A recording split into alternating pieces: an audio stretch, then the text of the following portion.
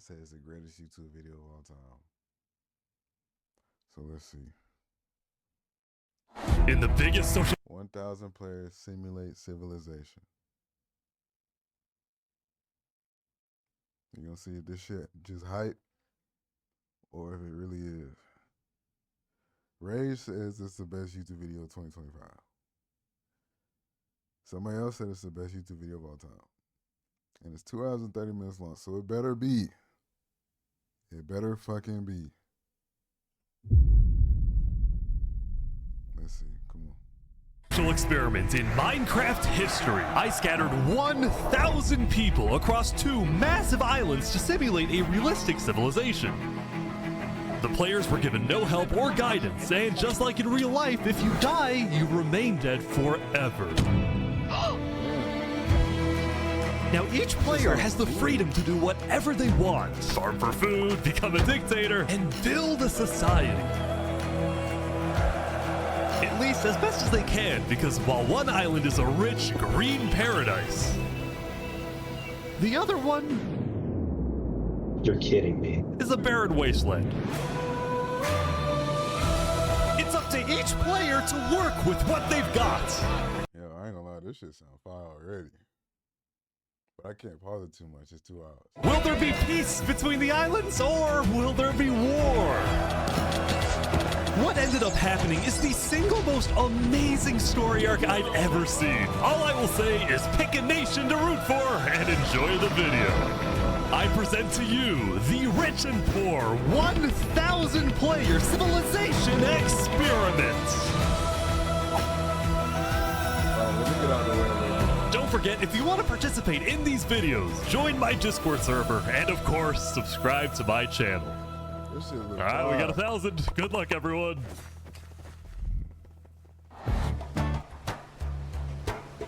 It was the beginning of day 1, and all 1,000 players began to explore their new homes. What is this place? Before the first day, I had made everyone choose randomly between Island 1 and Island 2. And I didn't tell them that one of the islands, the first one, would be a barren wasteland. Hey, you guys having a good time? No. Not There's at all. nothing here. Please tell me where the trees are, bro. I cannot find anything. It didn't take long for the people who chose Island 1 to realize they had made a massive mistake. I hate this place. I hate this place. I hate this place. Players realized that building civilizations on Island 1 would be particularly challenging. And not only because it was empty, but because some parts of it were completely uninhabitable, like the snow biome. Oh no! No, no, no! Oh! And right next door, a massive volcano the that fuck? could erupt at any moment. Ooh, I'm not going down there. This volcano also happens to heat up all the water on the island. Okay. This killed a lot of people. Oh shit. Now, to begin building civilizations, the players needed to find a tree. Please tell me where the trees are, bro. Wood is an essential material, and without it, you really can't do anything. Now, luckily for Island 1, there was one tree on the island, and it was pretty big too. But, of course, it was completely surrounded by boiling water. You've got to be kidding me. Meanwhile, let's go over to Island 2. Niggas is crazy. Thriving and shit. Look at these Hey elites. guys, Look at these life on privileged Island elites. 2 was beautiful. The terrain was green, the trees were plentiful, and the water was normal temperature. Open for business. Selling water? This is from the ocean. Are you trying to make me drink ocean water? No. The people on Island 2 immediately realized they had chosen the island of safety and wealth. You are literally a piece of gold. Yeah. The only real danger on Island 2 was the possibility of falling down from a tree as you're collecting wood. But some people found a way to even work around that. So you're planning to build a bakery. Yes, I am. And you're forcing your employees to go up and get oak. Oh, no, no. She forcing you to work up here. Hey, no. It's double carrots, triple carrots. I don't want say carrots. anything. I want fair working conditions. condition. Also, because of the vast amounts of trees, people were very quickly able to craft tools that allowed them to mine underground. Hello, Saps, you doing okay? Yeah, I mean, this island's great. So many diamonds already. Yeah, Wow. look at this. Yeah, I'm loaded. Overall, the people of Island 2 were thrilled with their new home, thrilled with their wealth, and they were very optimistic about their future. I'm sure they was. They privileged ass niggas. They ain't grow up in the By the end of the struggle. first day, players on Island 1 had finally reached the big tree. You realize how high up you are? Oh yeah, no, we're not scared. No? No pain, no gain. Island 1 was still pretty far from having fully fledged civilizations, but there were communities starting to form. For example, this player named Remy the Rats made a small restaurant to feed those who were starving. Remy the Rat, what are you serving them here? It's very popular. Bread? And you could What the frick? Why? Wait, is this a bread line? Yes. Oh no. I also got word that there was a small group of people who had chosen to settle in a weird location. People at the volcano? What type of people would choose to live on a volcano? Hey guys. Hello. What the Hey, how's it going? Welcome to the mafia. This was Lingolini, and he had recruited about 20 people to join his Italian mafia. His goals were very simple: make friends and get rich. Hold on, can we tell you a little secret? We found some netherite. Oh, really? Yeah, don't tell anyone though. We're trying to keep it between us. We'll check back in with these guys later, but in the meantime, on Island 2, there were actual huge civilizations starting to form. I don't care about power. I don't much care time about was government. there? I just want to make a nice place for my people to live. This player named Call Me Cass was the leader of about 50 people in a nation she named the Cass Coalition. And a coalition it was of very different types of people, including pirates, bankers, Canadian cartels, bakery owners, and their employees. I want fair working conditions. How much are you even being paid to work up here? Paid? People are getting paid? Now, later in the day, Island 2 would face its first conflict. What the heck? Hey, you guys can't be destroying the beach. Who are you? A group of about 20 people were extracting sand from the shore right next to the Cass Coalition. Cass was obviously not happy about this, but these people didn't care because they were from a much bigger nation called the Commonwealth. We're actually 5 nations combined into one, so we have strength in numbers. The Commonwealth was a massive civilization that was formed on day 1 when 5 distinct groups were close enough to each other that they just decided to come together and unify under one nation. As a result, the Commonwealth had a government with 5 leaders at the top and over 150 citizens. What the fuck is We're going this? to turn this The One mountain Piece into world our government? city currently. With the 5 elders at the top, what the fuck is going on here? Shit sound corrupt already. Okay. The Commonwealth leaders were very ambitious and wanted to make the Commonwealth the most beautiful, the most respected, the most powerful nation on Island 2, even if it came at the expense of others. Overall, by the end of the day, Island 2 was much further ahead than Island 1, as expected. But let's see what happens in the following days. So it was, oh, okay. That was all one day. As players logged back in the next day, nobody was expecting that the beginning of day 2 would end up having one of the most consequential moments of the entire event. Remy the Rats was running his restaurant when he received a visit from a player named Spoon. Anyone? Knight, I need food, I'm dying. Yo, Spood. Yeah. I do have food. You're private, but I need food. Oh, God, I'm too kind. I care about everyone else before myself. It's such a problem. Now this player, Spood, was a rising leader on Island 1. He was known for always giving away his own food. But some people started to suspect that Spood's supposed generosity was merely a method to gain popularity, to further his political ambitions. That is, until... Oh! Oh my god. Oh, he's a traitor. He was trying to assassinate Spoon! What the fuck? Spood had survived an assassination attempt, which brought him exactly the attention he needed to cement himself as a legend on Island 1. people were drawn to him, and on day 2, Spood used this leverage to establish an empire named West Helm.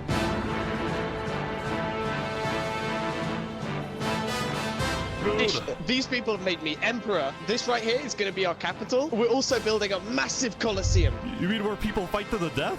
Exactly! Even though the people of West Helm were still struggling with food and resources, their motivation to succeed was unbelievably high. Earlier, somebody tried to take my life. Someone with this face. But now, he's dead! For the first time, it seemed like the people of Island 1 had hope. The Ballad of Emperor Spood. Nearly killed by some dude. Island 1 was finally starting to develop civilizations, but not all of them were as motivated as West Helm. Right next door, for example, was a cult named Nevermore that literally just boxed themselves in and wanted nothing to do with the rest of the world. Quoth the Raven, Nevermore. And honestly, these guys weren't wrong to be pessimistic. See, some of the people who chose Island 1 had secretly been hoping that when they finally make it underground, they would find troves of iron and diamonds. But instead, they only found a giant layer of lava that stemmed from the volcano and covered the entire island. This lava layer ended up killing a lot of people. That said, a lot of people weren't necessarily angry at the poor conditions themselves, but more so about the inequality between Island 1 and Island 2. See, even though the two islands had a border separating them, preventing anyone from crossing for now, rumors were spreading about the wealth and the amazing environment of Island 2. Because of this, some people on Island 1 were starting to develop some feelings about the other island. Island 2 might be the better island, but we're the better people. Oh. In fact, artists on Island 1 were already making propaganda posters, some of which were rather concerning, including a few creations by our mafia leader, Lingolini. Speaking of Lingolini, there was some drama on the volcano on day 2. I just survived an assassination attempt. What? Whoa. Mamma mia, help me, I'm getting chased. Lego likes just attacked me out of nowhere and I had to run down the mountain. It was becoming a pretty common occurrence on Island 1 for people to try to rob or murder as a means to get food or resources. But Lingolini was not going to let that slide. Well, what are you gonna do about that then? I put the hit out on him. Everybody in the mafia knows that the Lego likes is an enemy of the mafia. But then, during our interview... Oh, wait, who's coming out over here? There's some people coming down. Oh, those are people from Infernus. They're our allies. Oh, really?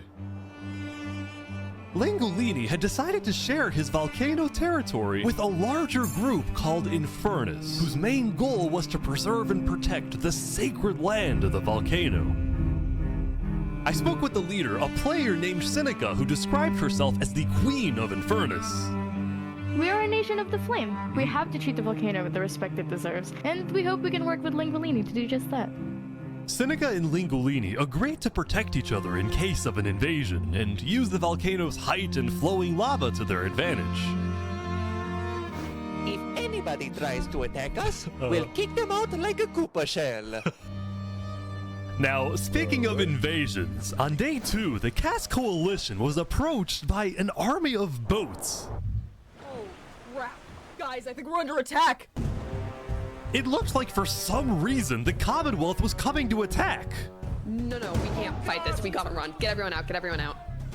But after a few moments of panic, it turned out to be just a group of immigrants who had gotten lost.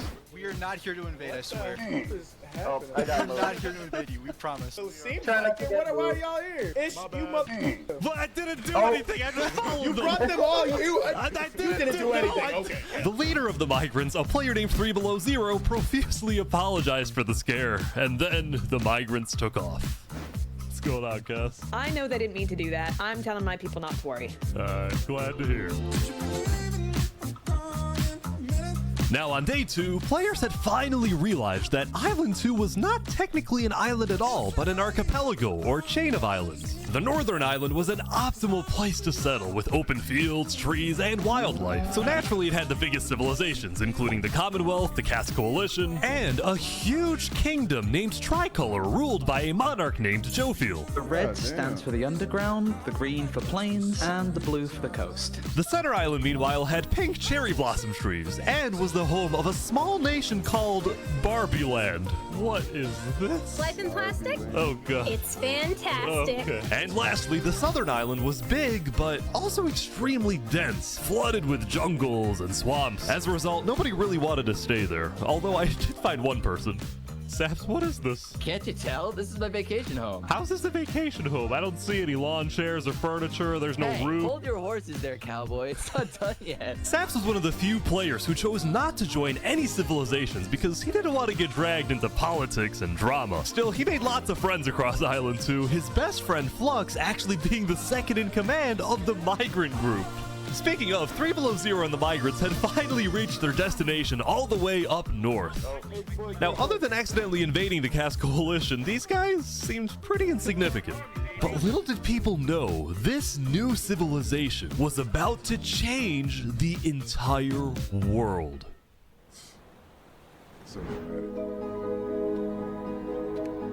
We are blessed to live where we live, and we intend to use it for good. We are enlightened. We are the light. We are Luminara. The migrants had decided to call their civilization Luminara. They saw themselves as the light of Island 2, the innovators, the inventors. See, the reason 3 Below Zero had chosen this specific location to settle, well, it wasn't by accident.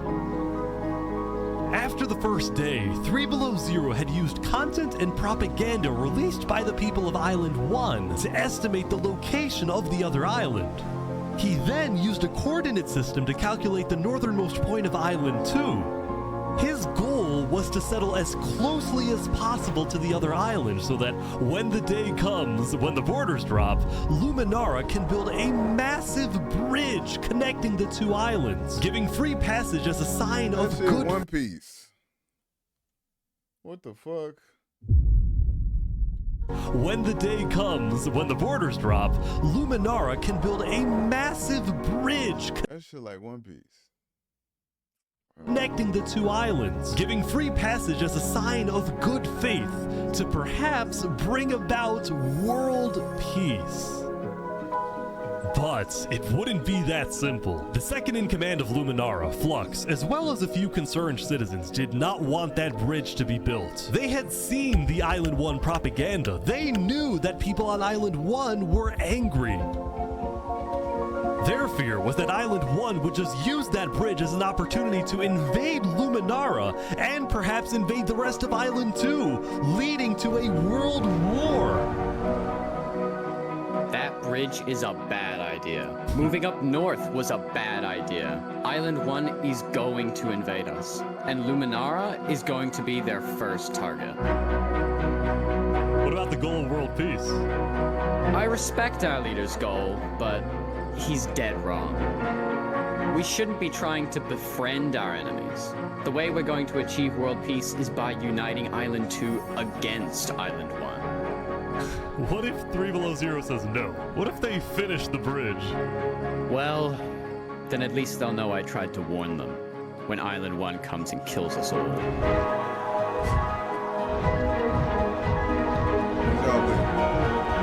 think they should build a bridge.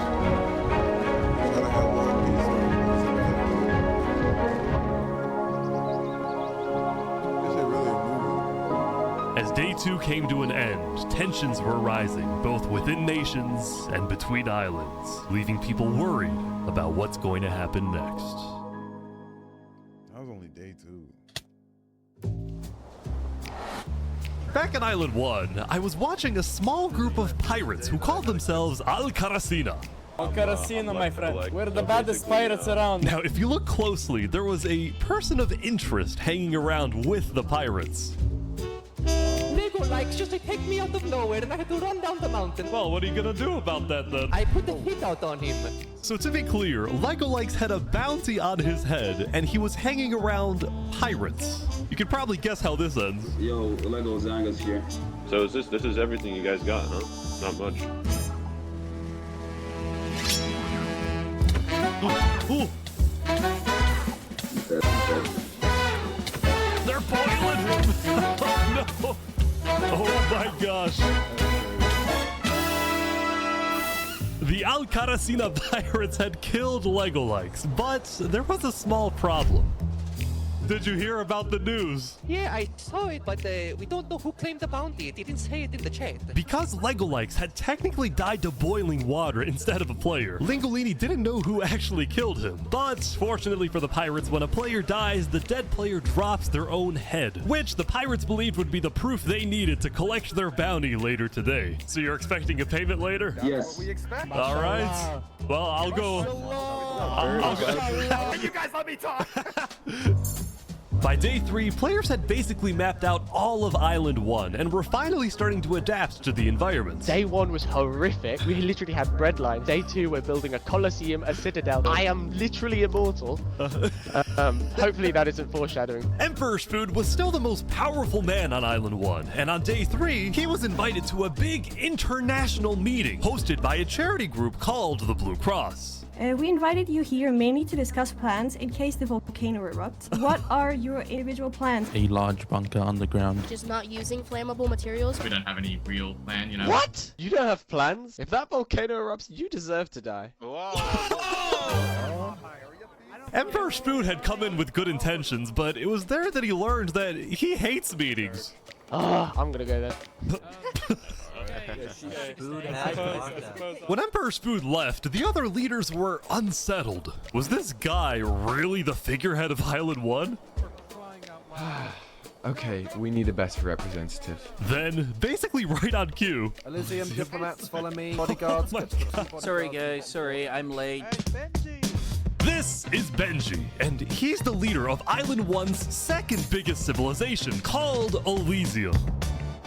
See, on day 2, Benji had discovered that toward the outer edges of the island, away from the volcano, the water isn't boiling hot anymore. So he founded Elysium, which literally translates to a place of ideal happiness. And he made the nation to give peace-loving people a chance to relax and get away from all the troubles of Island 1. Cross my name off the list. This is without rhyme or reason.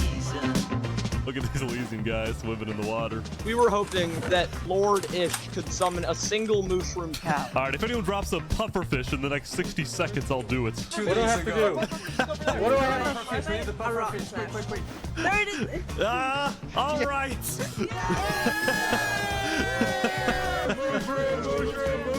We can kill it for leather! Now, back at the Blue Cross, Benji and the other leaders discussed the possibility of creating a full Island 1 alliance. All the leaders at the meeting, including Westhelm's representatives, believed that given the harsh conditions of Island 1, an island-wide alliance could be a game changer. But first... Before we make this official, we have to convince everyone else to join.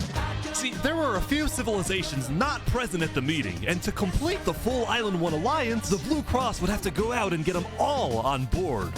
First was the Alcaracina pirates, who coincidentally happened to pass by the meeting as it was happening. Hey, guys. Hello. They were on their way to collect their bounty from the second nation not yet in the alliance, the Lingolini Mafia. Oh, yes, they're waiting. Hello, I'm looking for Hello, anyone? Hello, it's me. Ooh, mamma mia! It looks like a small brain. It sure looks like a Lego likes. Meanwhile, the Nevermore cult would probably be a little bit more difficult to convince, but the Blue Cross said they'd try anyway. Now, as for the fourth and final nation, well, it was a bit of a mysterious group. Their civilization was down south, and they were very isolated and secretive. They were also rumored to have an extremely strict government, but also a large amount of very skilled fighters.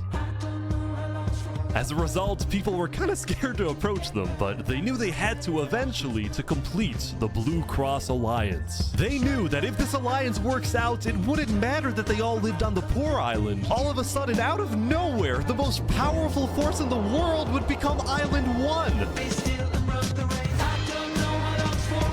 At first, Island 1 was supposed to lose, but now they were on the verge of turning their lives around completely.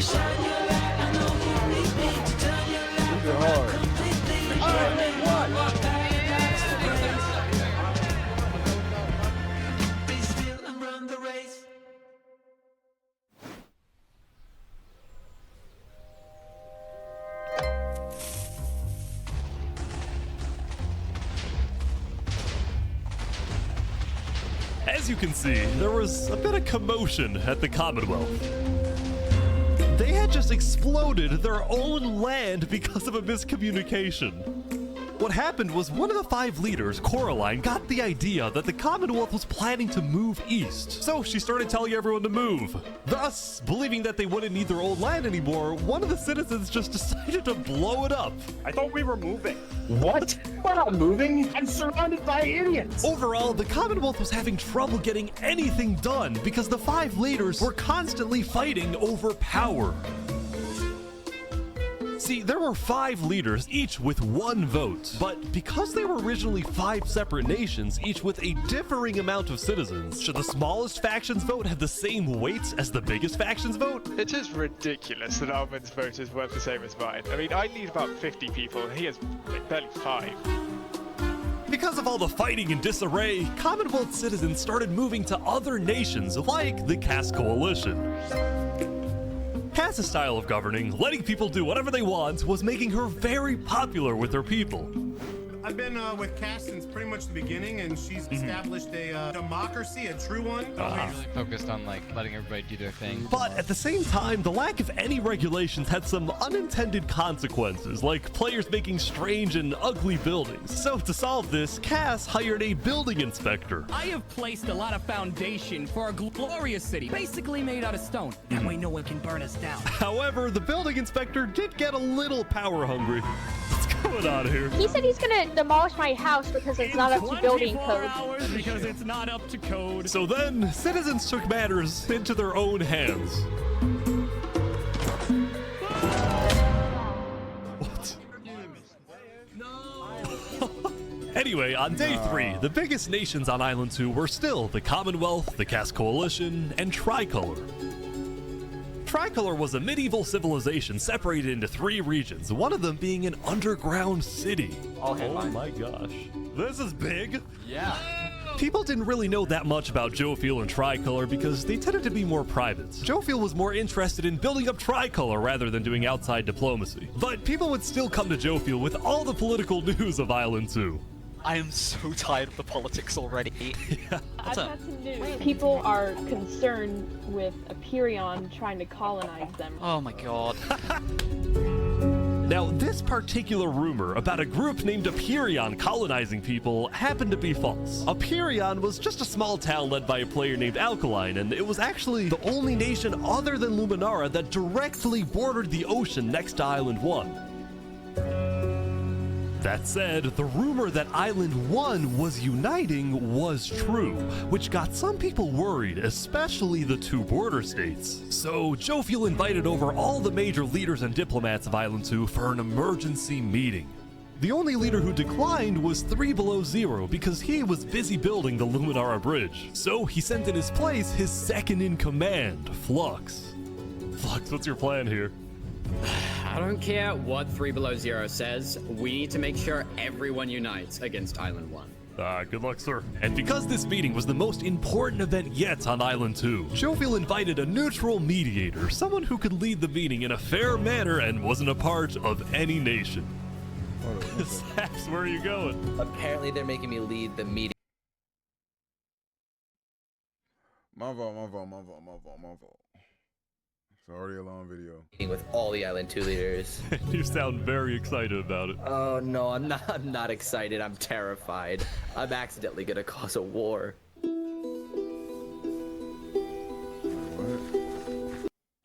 2 was much further ahead than Island 1, as expected. But let's see what happens in the following. In the biggest social...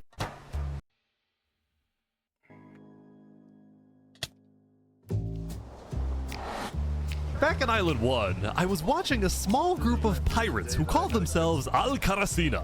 Al-Karasina, my friend. We're the baddest.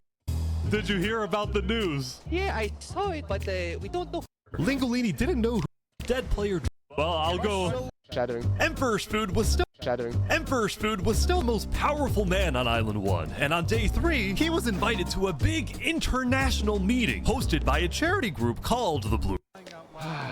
Okay, we need a best representative. Then, basically, Benji had discovered first. Before we make this official, we have to convince everyone else to join. They try anyway. Now, as for the fourth and final nation, well, it was a bit of a mysterious group. Their civilization was down south, and they were very isolated and secretive.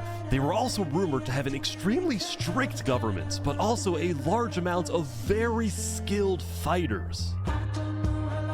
As a result, people were kind of scared to approach them, but they knew they had to eventually to complete the Blue Cross Alliance. They knew that if this alliance works out, it wouldn't matter that they all lived on the poor island. All of a sudden, out of nowhere, the most powerful force in the world would become Island 1. At first, Island 1 was supposed to lose, but now they were on the verge of turning their lives around completely.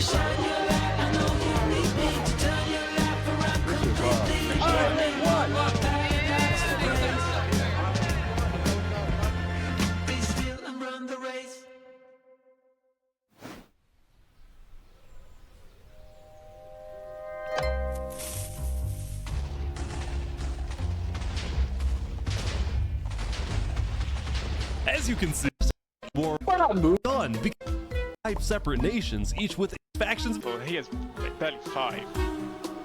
Because of all the fighting and disarray, Commonwealth citizens started moving to other nations like the Cass Coalition. Cass's style of governing, letting people do whatever they want, was making her very popular with her people.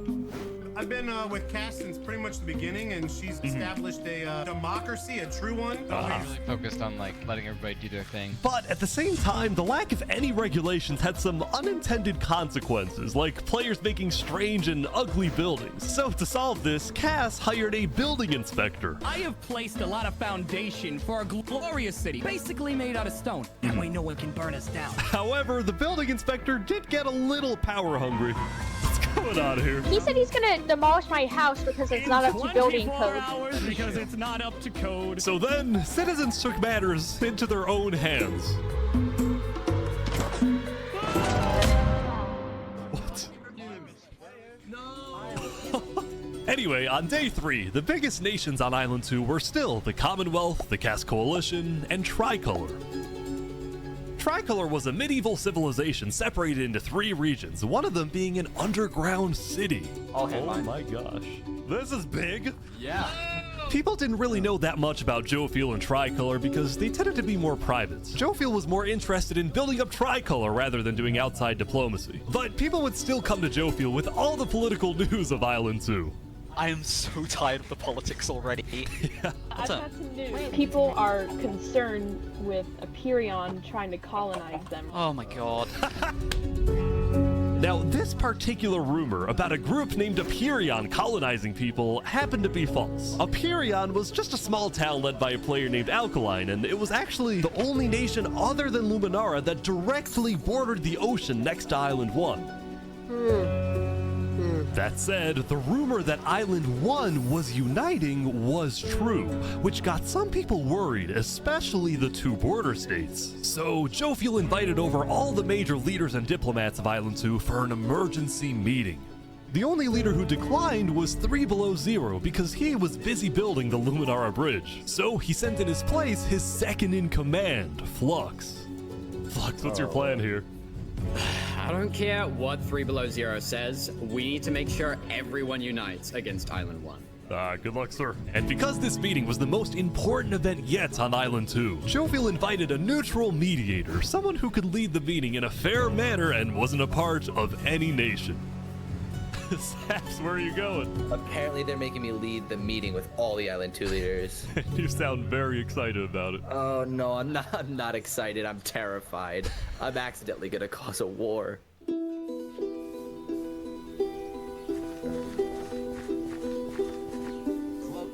Alright, I think everyone's here. Welcome. Well, we at the great and mighty Commonwealth are looking forward to a productive conversation. Thanks, it's great. So, as the president of Aperion, I'm actually really worried about our town, which is why I'm proposing we all join a defense pact. If one of us gets attacked, all of us are under attack. Here. I can agree to Yeah, that. I like that. That's good. That's a good start.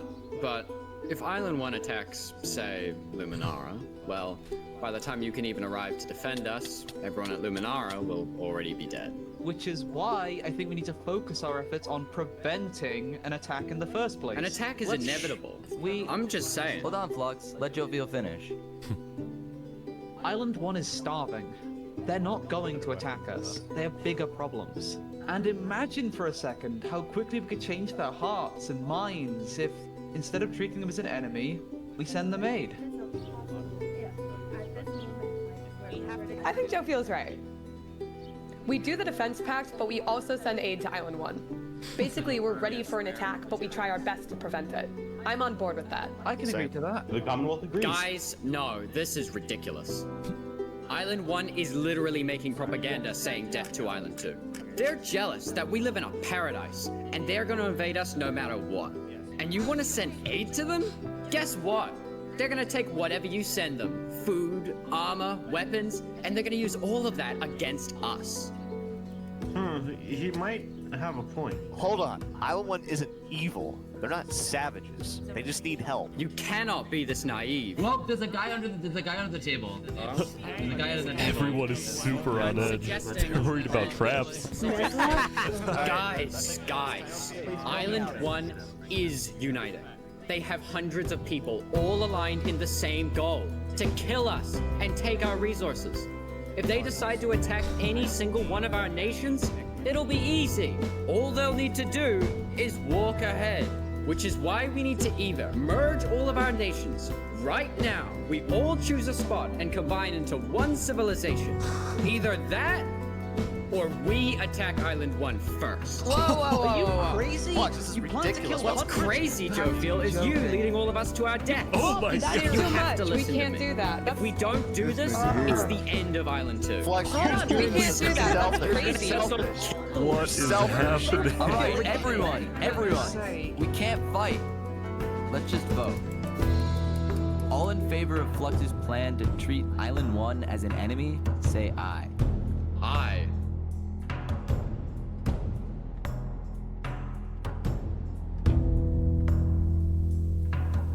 All in favor of sending aid to Island 1.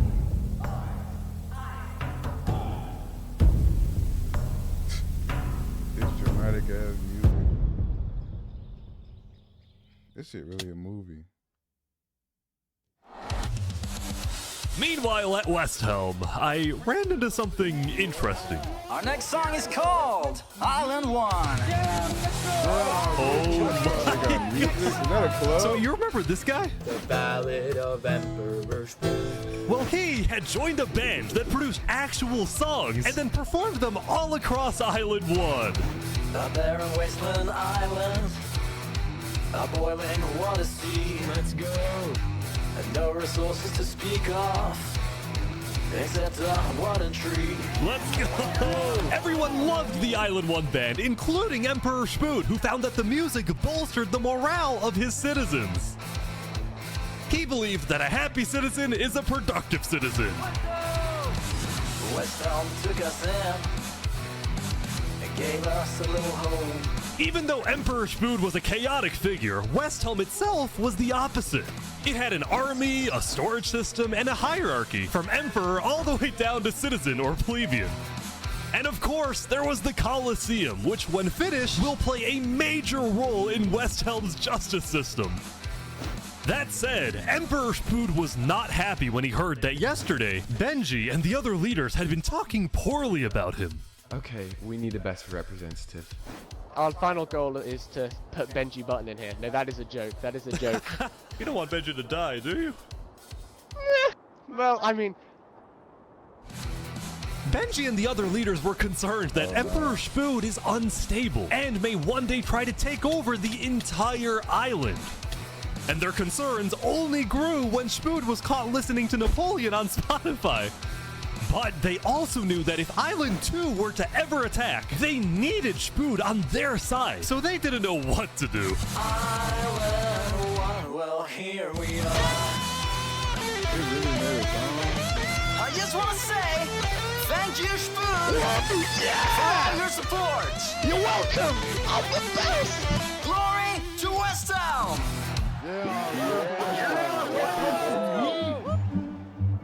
Bro, this is hard. Meanwhile, Seneca, the Queen of Infernus, had decided to begin building a massive castle for her people, a beautiful home base that would hover directly over the volcano. Yesterday at the Island 1 meeting, a lot of leaders expressed worries about rumors that the volcano may erupt, and they talked about how they would each take different precautions.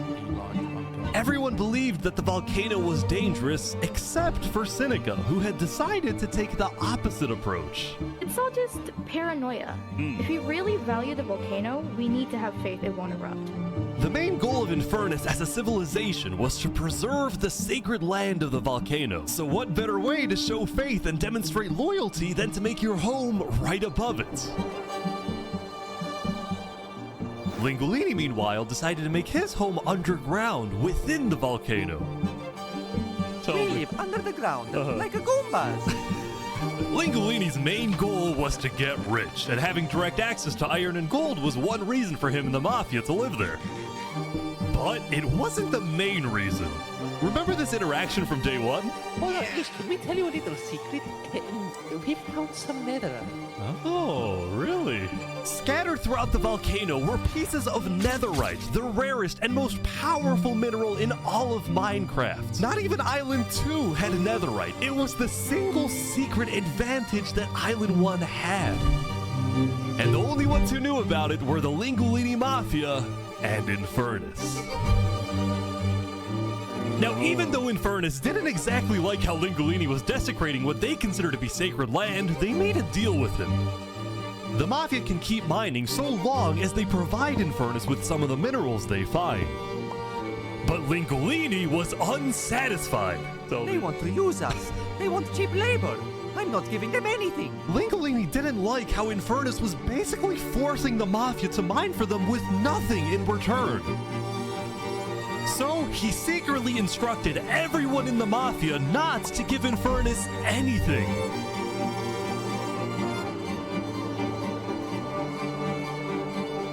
Lingolini's hope was that Infernus never asks for those minerals and forgets about the deal entirely.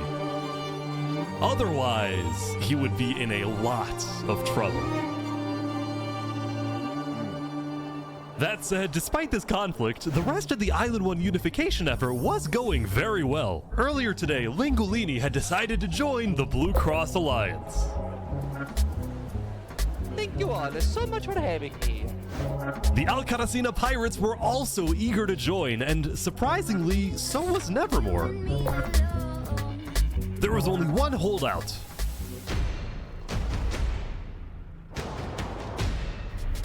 This mysterious civilization was called the Covenant, and it was ruled by a dictator named Turntap. How are you elected exactly? By a vote of the people or the vote of yourself? Elected? What's that? Turntap wasn't sure about joining the Island 1 Alliance because the people of the Covenant were generally skeptical of outsiders. They only took pride in their own nation, especially in their army, which was composed of really good PvPers who weren't above using torture to get their way. Are they drowning this guy? He's gonna die. Now, I felt a little bad for this player, so I threatened the Covenants. Covenant uses water torture. I'm reporting this to Sidefall News. No, don't go to Side. So I went to the local news reporter. Sidefall, I have a story for you. I just caught the Covenant waterboarding one of their own people. Oh. Well, I'm paid off by them, so I don't really care. What? It's free money. You know what? It's called a business for a reason. It's called for profit. Okay. Seinfeld ran a news business with questionable ethics. He was also known for making up fake stories, writing things like "the lava is rising" just to sell more papers. That said, earlier today he had made a legitimate discovery that could devastate the entire island. Island 1 had a lot of known dangers, from the lava layer to the boiling water to the powdered snow. But there was one last danger that nobody knew about until now.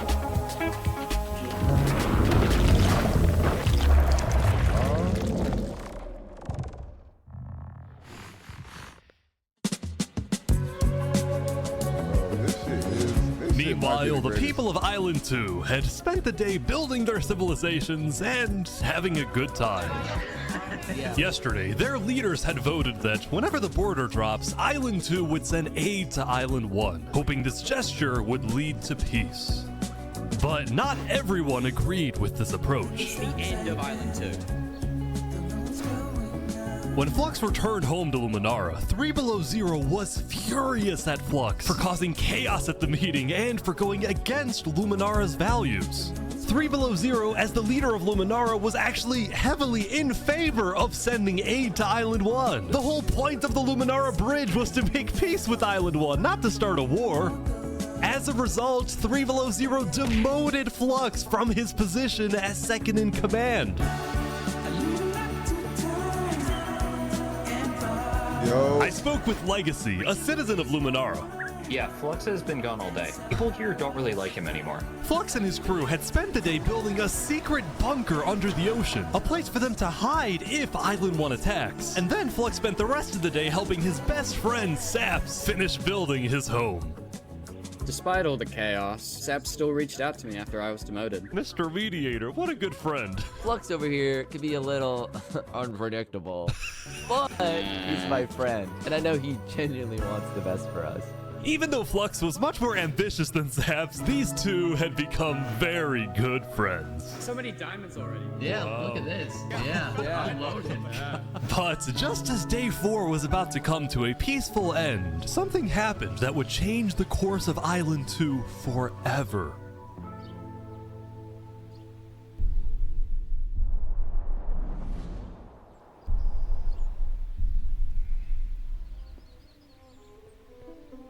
Jofiel, the leader of one of Island 2's largest civilizations, was walking across Tricolor with her second in command, Seraphim.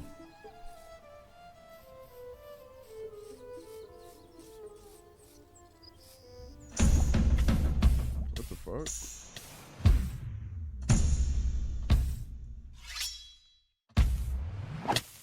Seraphim! What are you doing? What? No way. The second in command of Tricolor had just killed their own leader. And immediately, all of Island 2 went on lockdown. What? Wait, what? What? Everyone was confused about what caused this to happen. They killed Jofiel. Why? After Seraphim fled, Tricolor was in complete disarray. That's our leader. Back at Saps' place, Flux told Saps it might be a good idea for him to call an emergency meeting with all the leaders. So, for the sake of the island, Saps agreed to host a meeting tomorrow. But for now, he and many others head to Tricolor to help them restore order.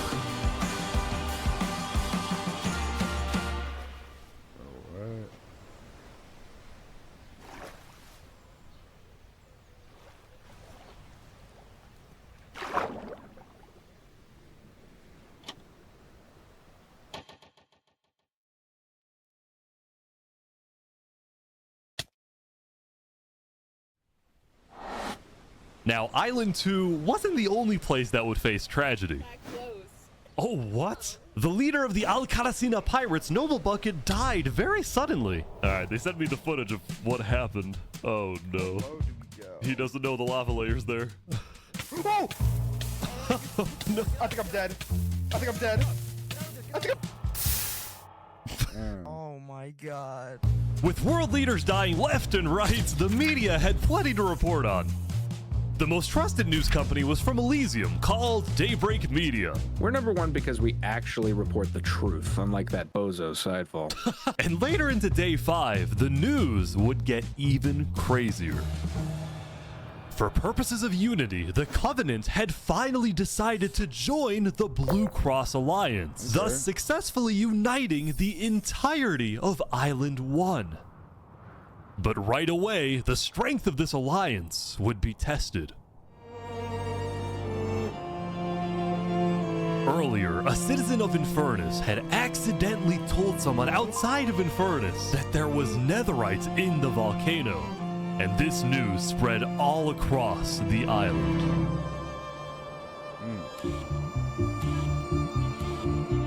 This was a disaster for Infernus and the Lingualini Mafia, who had been trying to keep the existence of netherites to themselves. Immediately after hearing about the netherite, the Covenant sent a mining expedition into the volcano without telling Infernus.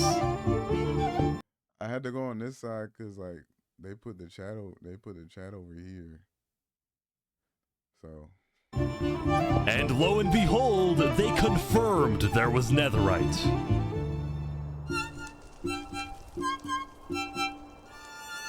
Because the Covenant had a scary reputation and a ruthless army, Queen Seneca of Infernus felt it was in her best interest to allow the Covenant to mine. But when other nations like Westhelm started asking if they too could mine in the volcano, Seneca said no. People are saying we're being selfish. They're the ones being selfish, trying to take our resources. Listen, Island 2 is rich.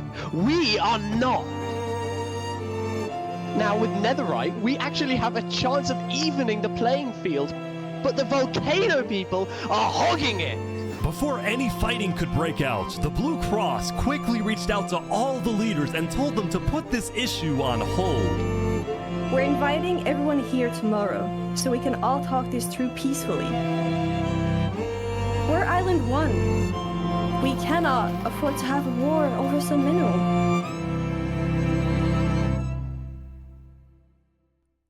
Meanwhile, Island 2 was still processing the death of Jophiel. Even though I was just a farmer, you still made me feel important. Saps would invite all the leaders for a meeting later so they could coordinate a hunt for Seraphim and discuss their plans for when the border inevitably drops. Now, after Jophiel's death, Tricolor had lost a lot of its power, which left the island with really one dominant nation, the Commonwealth. But remember from day 3 how the 5 Commonwealth leaders were in constant fights with each other? It is ridiculous that Almond's vote is worth the same as mine. Well, this all came to a head on day 5 when one of the leaders was caught plotting to take control of the entire Commonwealth. So another Commonwealth leader then paid an assassin to, well... Oh my god! Oh my god! Wolfram's dead. What? We just witnessed murder! After this, people from the Commonwealth lost even more faith in their governments. This Commonwealth citizen went to the Cass Coalition to complain to Cass directly. I got information that there might be netherite on the other island. My leadership said, quote, netherite is useless. Netherite is, of course, not useless. I think that's a foolish statement. As the Commonwealth erupted, the Cass Coalition thrived. But they did have their own problems. Is this your employee? Yes, he is. That implies I get paid. Is he not getting paid? Skip out on work. You hear this woman? Earlier, Wood Daddy had ditched work to attend a party in Barbieland. So as punishment, his employers forced him to risk his life and chop down one of the tallest trees in the Cass Coalition. He's asking for help. You have to yell louder. I can't hear you. You're so far up. You have to get closer to the ground. Oh!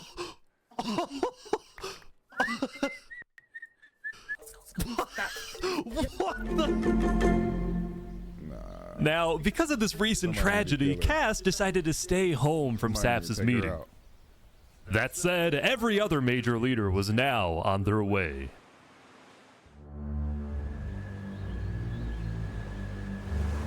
As the leaders and representatives arrived, there was one person who would be notably absent, banned from attending the meeting. Before the meeting started, Flux called me to his underground bunker because he had something, quote, important to tell me. Flux, what are you gonna do? Well, first, let me just explain. I'm not allowed to attend this meeting because the leaders of this island are utterly incompetent. They can see that Island 1 is gearing up to invade us. And their response is, let's give Island 1 more gear. It's completely brainless, and it's going to result in all of our people dying. So, you got a plan? I had a plan, but nobody listened. They all voted against it. Look, we can still save this island, but the current leadership has to go. Are you gonna blow up the fucking meeting? What do you mean, has to go? Has to go. Removed. And I'm done waiting. It's gonna happen today. You gonna blow up his friend too? Alright, leaders, welcome. Thank you all for coming. We have a lot of very important stuff to talk about. You know, during the first meeting, there was one person there who actually understood what I was saying. Seraphim reached out to me, asked me if they could help in any way. I told Seraphim to kill Jofield. What? And today, we will finish the job!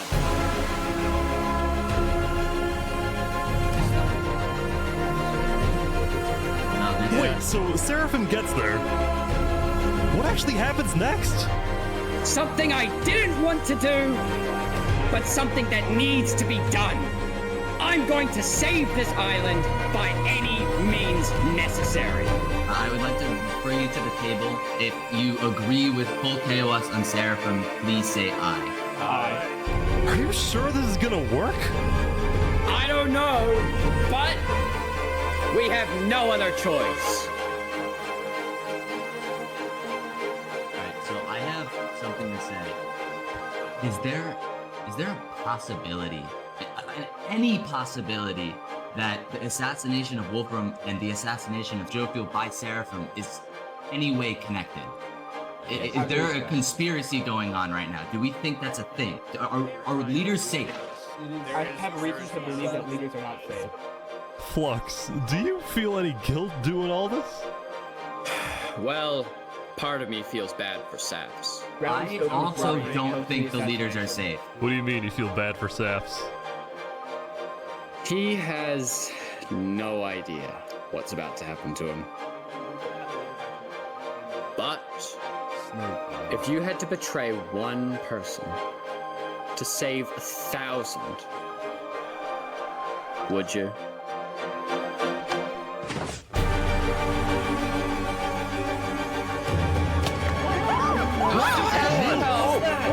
What just happened? What happened? I didn't do that. Oh my god! Why is there a trap?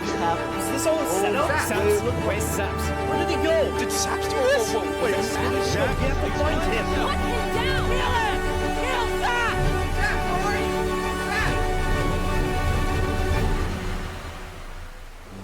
What?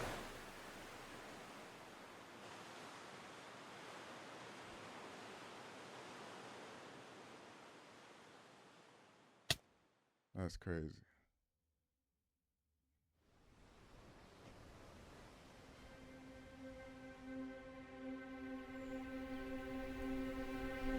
It was a new day, and Island 2 was in shock. On day 4, when Saps was in Tricolor helping the people after the death of Jofield, Flux and his crew had built a trap in his roof. And Saps did not know they had done this. He had been framed by his friend Flux, used as a scapegoat for Flux's plan. But because they had to rush to build the trap, it actually wasn't fully successful. Some of the dripstone, including the one meant for 3 Below Zero, had failed, but overall, the trap still killed the leader of Aperion, Alkaline Alk, a leader of the Commonwealth, Coraline, and 4 other very high-ranking officials from across the island. The people of Island 2 were devastated, confused, and angry. Our leader's dead. What just happened? After the trap went off, Seraphim was immediately caught and killed. Oh! What a tricolor. But when more people found out about how exactly their leaders died, their anger wasn't really towards Seraphim, but toward the person they believed was behind it all, Saps. And it made sense. Saps knew he'd be hosting leaders at his home. It was his roof that had a secret trap. A trap that happened to fit perfectly into the design of the roof. Saps was about as guilty as it was possible to be. With that, all the major Island 2 nations, from the Commonwealth to the Cast Coalition to Tricolor to Luminara, declared Saps to be hunted down and killed, while Flux got away with it all.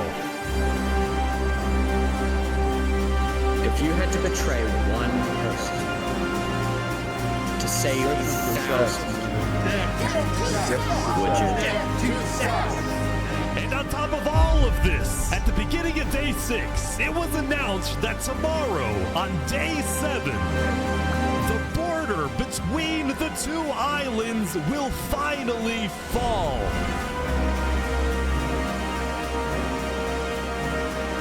Both islands now have 1 day to prepare.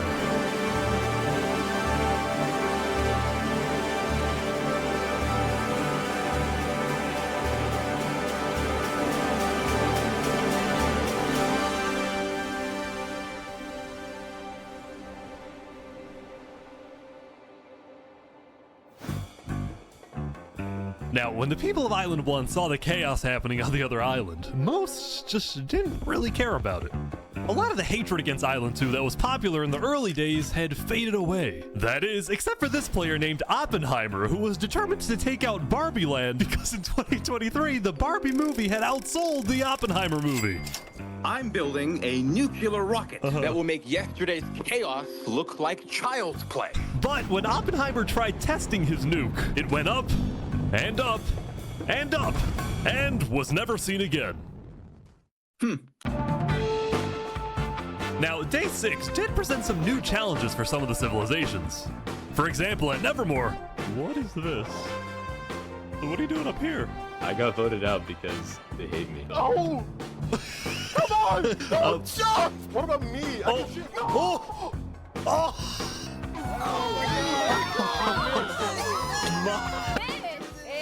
What? I didn't do anything! I blame Ish. Meanwhile, at Elysium, I hate being a leader. Everyone here is so stubborn. Benji was having trouble getting laws passed because his people kept opposing any changes that threatened their peaceful lifestyle. The people of Elysium were generally skeptical of government officials, sometimes even holding trials against them. Although this particular trial did not go to plan. Guys, somebody stole Gerald.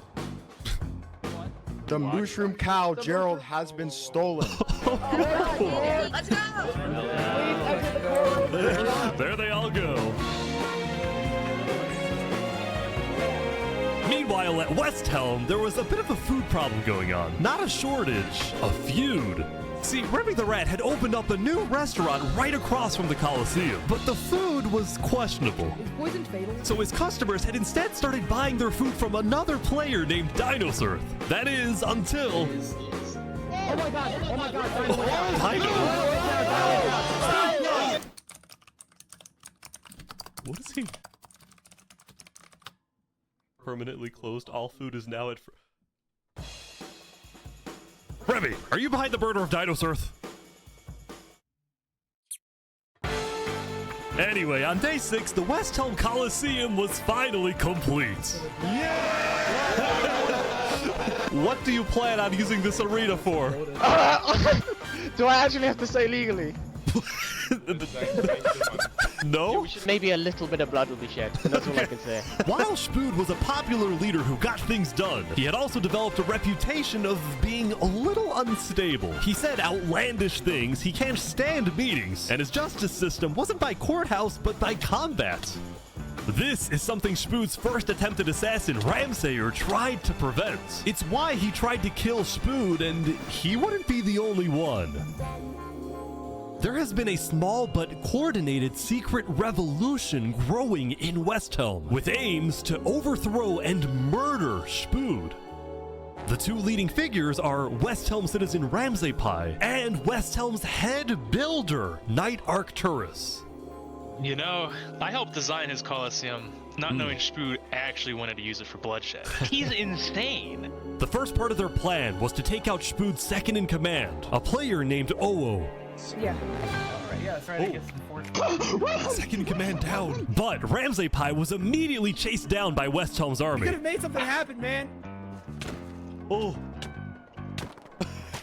Oh. With Ramsay dead, Knight Arcturus became the sole leader of the revolution. But he also knew it was only a matter of time before Spood finds out about his plans. I want to make one thing clear. Anybody who is caught plotting against me will be executed in the name of Westhelm. Glory to Westhelm. Glory to Westhelm. Glory to Westhelm.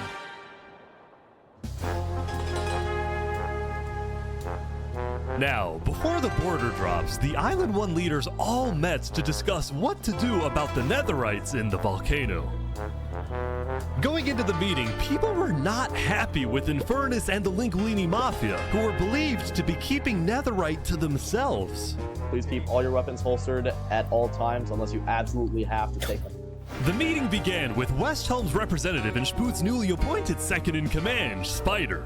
We asked if you had netherite, and you lied. You said there was no netherite, that you had looked in it, and that you hadn't found any. Because people were immediately starting to gang up on Infernus, Benji from Elysium tried to keep the peace. Why is it Infernus' job to report on the netherite? There were people literally going into their territory, mine without authorization, and then accuse them of doing something wrong. After some more discussion, Infernus was asked the big question. Will you open up rights to mining underneath the volcano? It is still our land. It is still the place where we live. And of course, trade, things like trade are important, but in terms of opening up the volcano, it is an adamant no. Ooh. I agree. Oh, wow. Now, Lingolini, Seneca's biggest ally, was about to speak, but what he ended up saying was unexpected.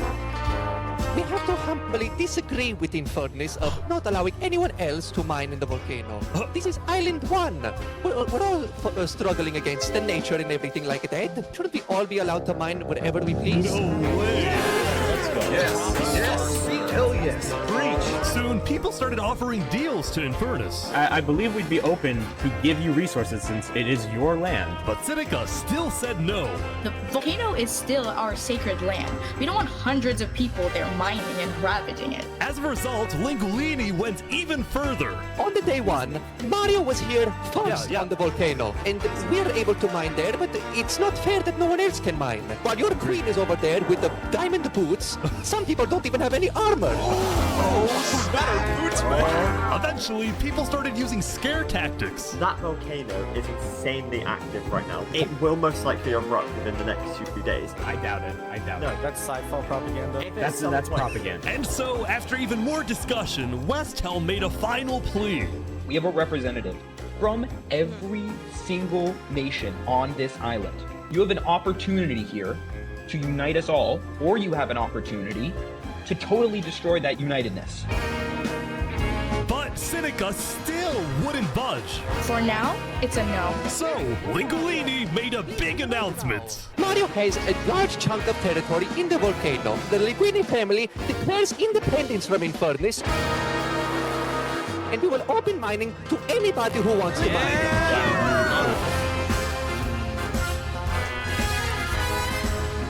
Seneca's leaving? Great. Seneca had left the meeting, furious at Lingolini's betrayal. I wish we had a better outcome of this meeting's adjourned.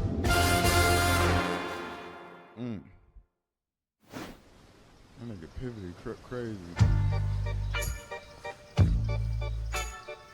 Saps, what just happened? Dude, what just happened? Every leader in front of me just died. And you had nothing to do with it. It wasn't me. Someone was in the roof. I'm getting framed-ish. Follow.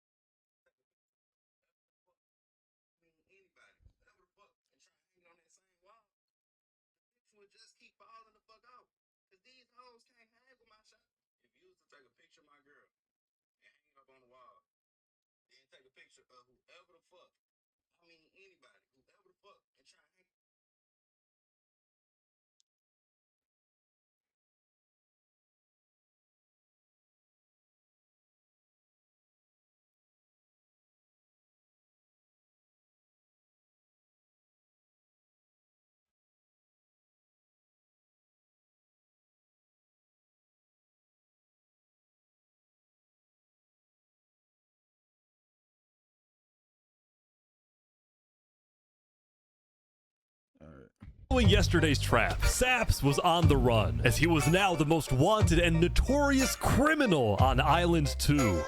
I'm screwed. What am I supposed to do? He had no choice but to hide amongst the dense jungles and swamps of the southern island. But he also knew that the longer he hid, the more guilty he looked. So earlier, he had decided that he would turn himself in under the condition that he is given a fair trial.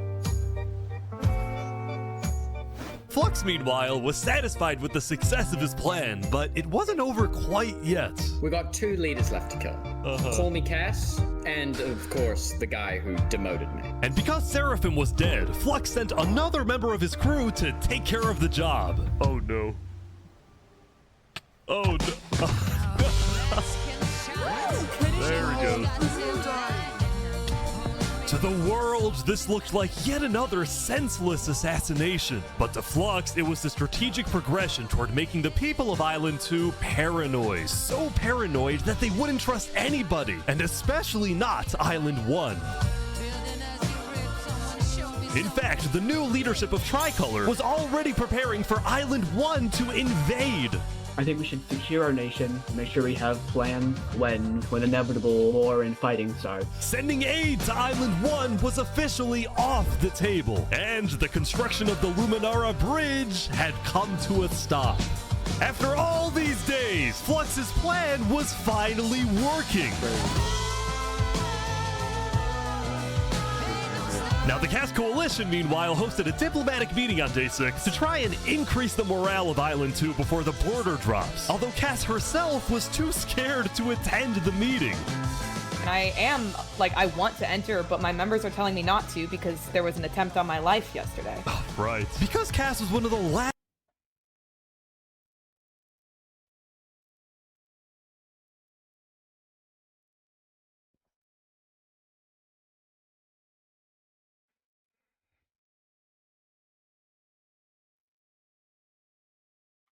remaining major leaders on Island 2, she now had guards with her at all times.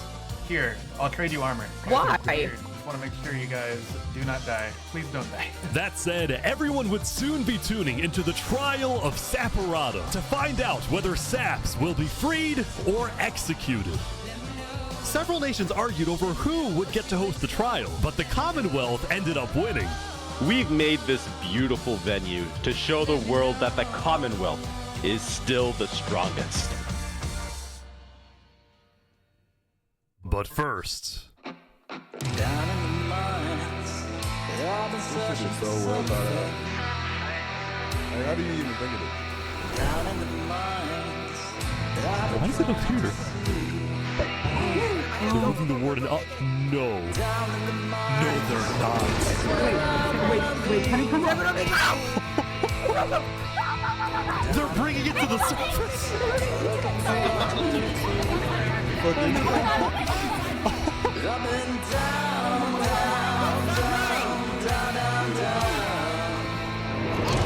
But I can't They made it rising lava? So remember that discovery that Sidefall made? Well, it was a warden, also known as the most dangerous creature in all of Minecraft. Sidefall had then renamed the warden to Rising Lava, so that when he was accidentally killed by it, the entirety of Island 1 went into a panic. The lava is not rising, but this is just as dangerous.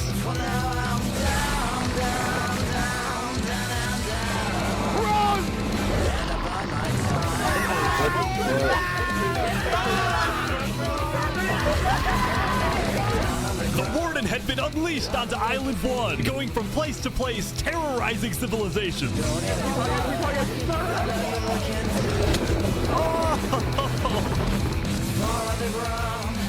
You think of his plan? Oh my god. Dude, how is anyone gonna stop this? Until eventually it got to West Helm. But the West Helm army was ready. Underground. Ready? Aim! Fire!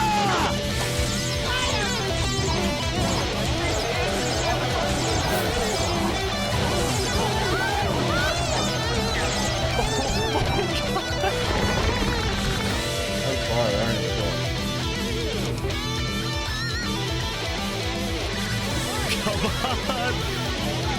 Oh my gosh!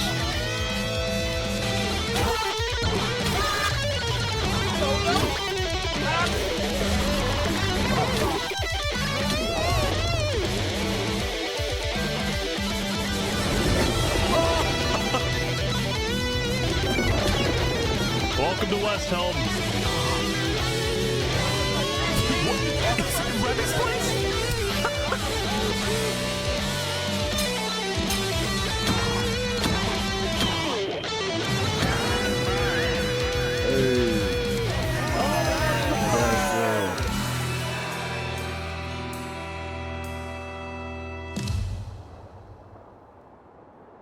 Yeah.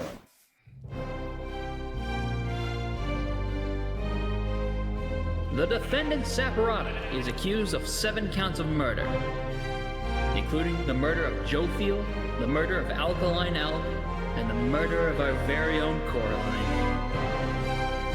I will hear the prosecution's argument, followed by the defense, and then I shall make my ruling.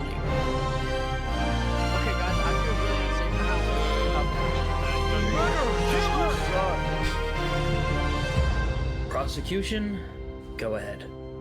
Your Honor, Saps constructed a meeting hall which contained the deadly trap, pointed at everybody but himself. As a prelude for the meeting, he had his accomplice, Seraphim, assassinate his leader before running to the trigger, ready to pull the trap. He then fled the scene after the trap went off, just long enough after faking his surprise. He is not only a cold-blooded murderer, but a terrorist. The prosecution then called a survivor of the trap, Zekor, to the stand. We know after investigating that only one seat had no trap. Can you identify who was sitting in that seat?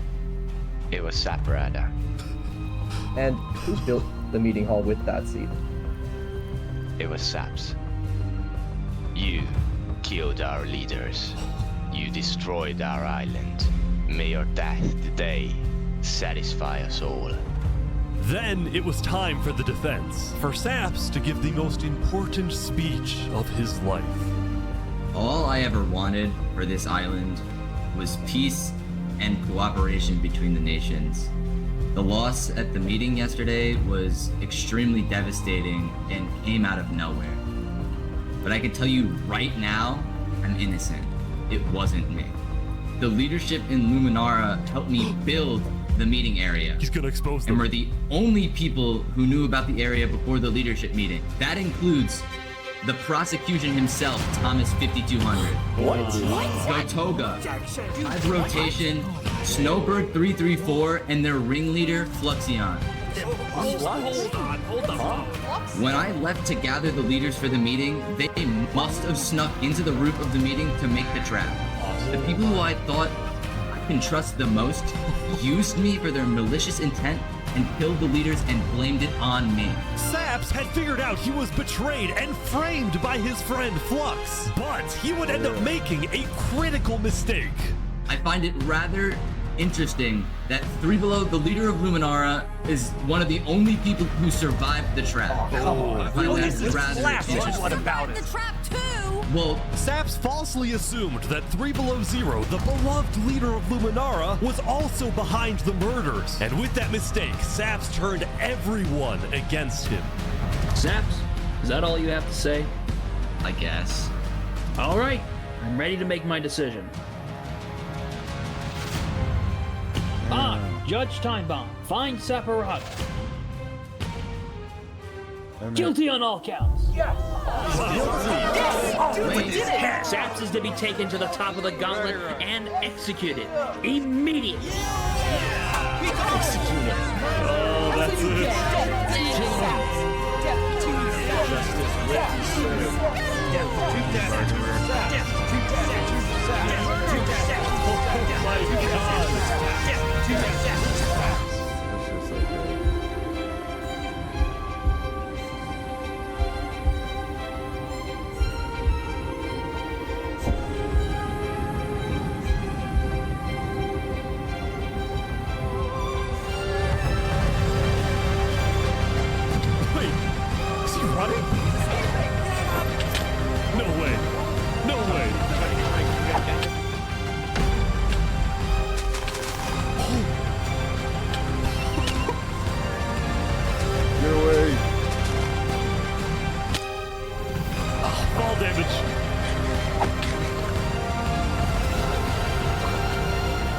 I ain't gonna lie, I gotta see the reaction to this.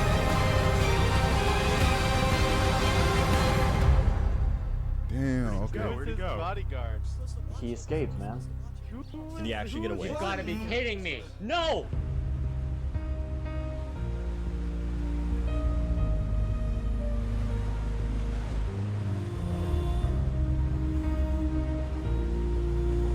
You justice for killed Saps, our man. leaders. You destroyed our island. Murderer. Guilty on all counts. Disgrace to all of the island. Saps, why did you How do long did it this? take to make this? Like to make the game, the setup, and then to get all these shots. Like how long did it take,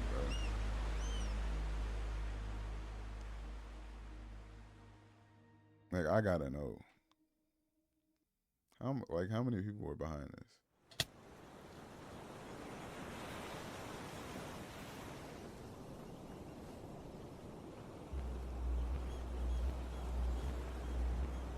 Shouldn't it be dropping soon?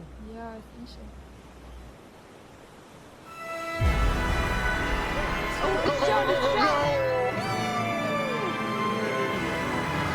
It was day 7, which means the border had officially dropped. At first, people were kind of in awe. Whoa, this is beautiful. Going from one island to another after all this time was a major culture shock. Is this Island 1? Whoa! And as expected, Island 1 people immediately started taking resources from Island 2. They're taking the sheep. But the flow of resources wasn't all in one direction. Probably gonna take some gravel back to Island 2. We don't have a lot of it. Still, as people from the 2 islands started meeting for the first time, they were surprisingly friendly to each other. Like these two who made a tunnel connecting the islands from underground. This is amazing! We've linked Island 1 and Island 2. For the longest time, Island 2 feared an invasion by Island 1. But on day 7, that fear completely disappeared. It became very clear that Island 1 had no interest in war. Instead, they were just happy that they could finally enjoy Island 2 for themselves. The water isn't boiling. That said, at the beginning of day 7, Lingolini made a big decision. He had decided to move out of the volcano and relocate his entire mafia to Island 2. See, this is much more organized than Island 1. After yesterday's netherite meeting, which got a little heated, Lingolini had legitimate fears that Infernus might seek revenge against him. So, hoping to live a more peaceful life, Lingolini went far away and settled in the Cass Coalition. So you're the leader of a mafia, I've heard? Yes, we are, but we might do some rebranding over here. Are you guys like violent? We weren't violent much, but we have done some political talk that has not been taken well, which is the reason why we're here. Sensing potential danger, Cass decided it was best for Lingolini to set up his home outside the Cass Coalition. That said, the Cass Coalition was now bigger than ever before. On day 7, Cass hosted a funeral for the deceased Wood Daddy, and over 100 people across both islands showed up. We are gathered here today in the cherished memory of Wood Daddy, a beacon of kindness in our community. While Cass's influence grew, the Commonwealth was in shambles. Saps' trial yesterday was a disaster for the Commonwealth. Island 2 had entrusted the Commonwealth to run the trial of Saps. So when Saps escaped his execution, people lost all faith in the Commonwealth, which at one point was the most powerful civilization in the world. On day 7, most of the Commonwealth leaders resigned, leaving just one player, Sitzkrieg, as the sole ruler of the Commonwealth. We're actively searching for Saps right now. We will restore honor to the Commonwealth. One of Sitzkrieg's biggest goals was to find and kill Saps, but his other big goal was to regrow the Commonwealth's population, which by this point had shrunk by a lot. So he sent out a lot of public invites, especially to the people of Island 1, and it actually did work, until one of the people who moved in was Knight Arcturus, the lead builder of Westhelm, who had to flee from Westhelm because Spood had found out about his secret plans for revolution. Yeah, the Commonwealth is letting us hide out here. As long as Spood doesn't find us, we should be okay. Speaking of fugitives, the world's biggest fugitive, Saps, was back to hiding in the jungle after miraculously escaping from his trial, although his spirits were quickly fading. Everyone thinks I'm a murderer. I just don't know what to do anymore. Saps knew that Sitzkrieg and the Commonwealth soon planned to scout the entire southern islands to hunt him down. So on day 7, Saps decided that his best bet was to leave his home island and flee to Island 1. But it wouldn't be so easy. Because the border had just dropped, people were constantly going back and forth between the two islands, which means traveling by sea could be dangerous. So Saps decided on another method of travel. He went to the place where he was least expected.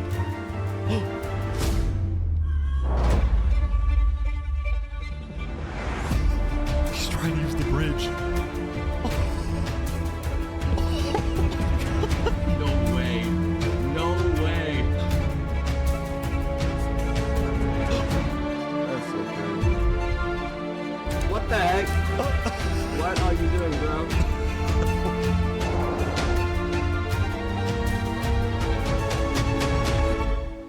Island 1. Now, instead of chasing Saps, the Luminara builders instead retreated to inform everyone else that Saps was on his way to Island 1. Saps, meanwhile, quickly sailed the rest of the way to the other island, although what happened next was unexpected.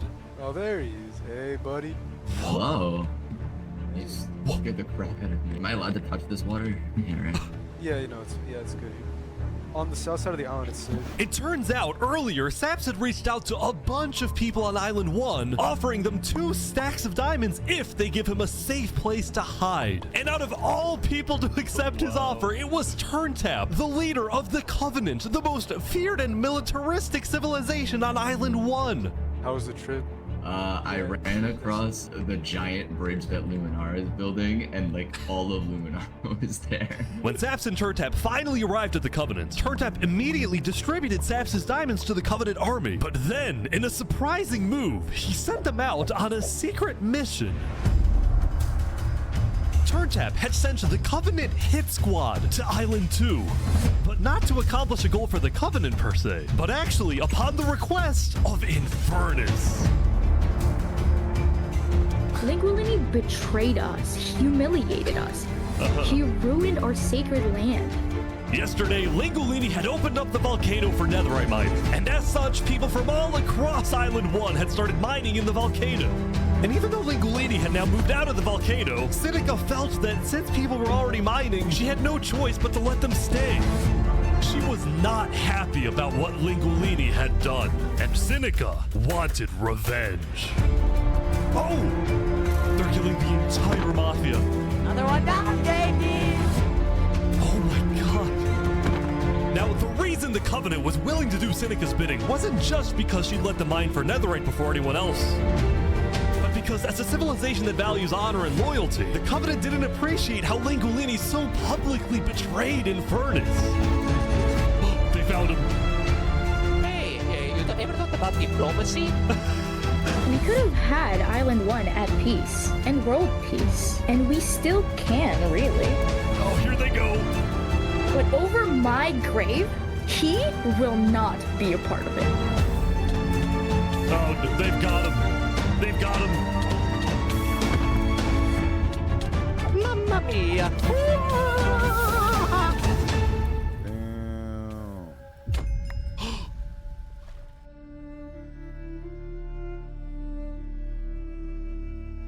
The Covenant had massacred the Lingolini Mafia.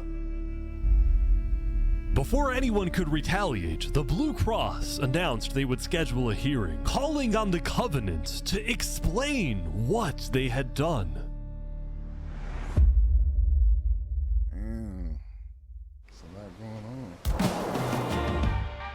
on.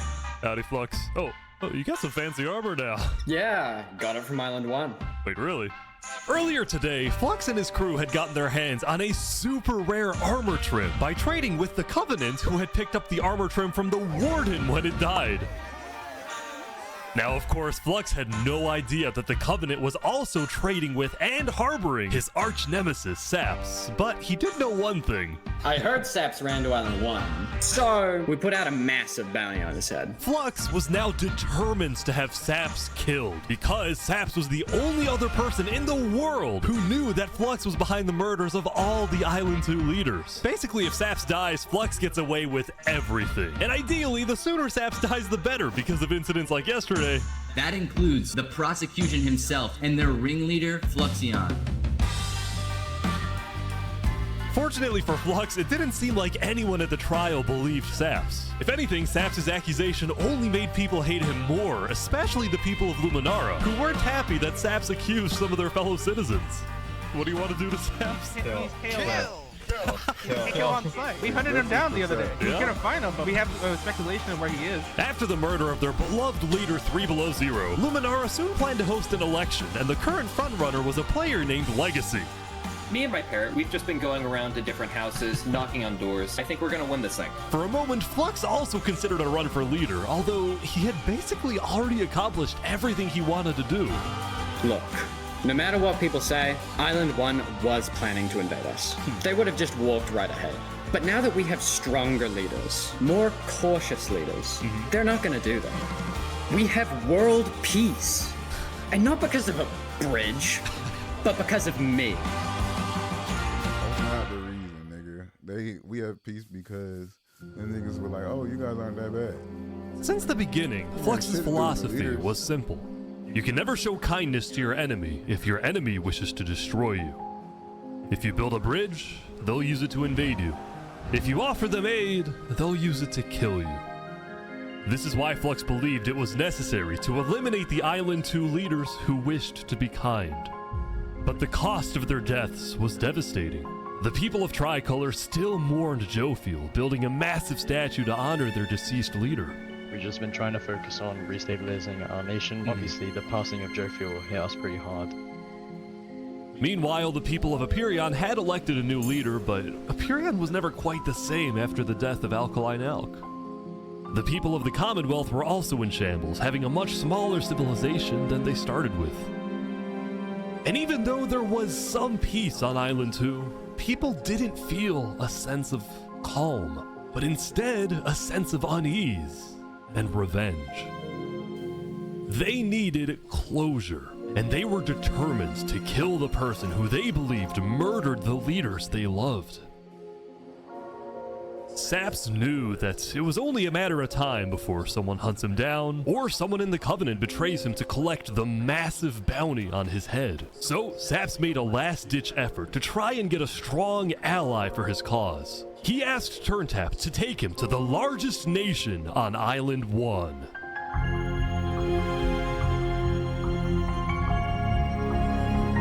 Justice for Saps. Oh, this is fire. But on their way to the West Helm Capitol building, they ran into a citizen of Aperion from Island 2 who recognized Saps. Oh. Oh, hey. Is there a problem here? Neutral ground? Neutral ground. Uh-oh. Skating on West Helm territory. Uh-oh. Okay. Okay. We will walk by in peace. Good call. Saps and his crew then entered the capital. Can I speak to the glorious leader of West Helm, please? Yeah, I'll go grab him. Hello. The Covenant leaders brought me. Can we have a meeting? I'm not gonna lie, Saps. Yeah. You coming to me asking for a meeting after what happened last time, even if it wasn't to do with you. Listen, I just want to talk. What about what? At least explain, because I'm innocent. Saps, I'm sorry. No. Ultimately, Spood rejected Saps' request for a meeting because Spood didn't exactly trust him and had no real reason to help him. So instead, Saps tried another civilization, the Alcaracina Pirates.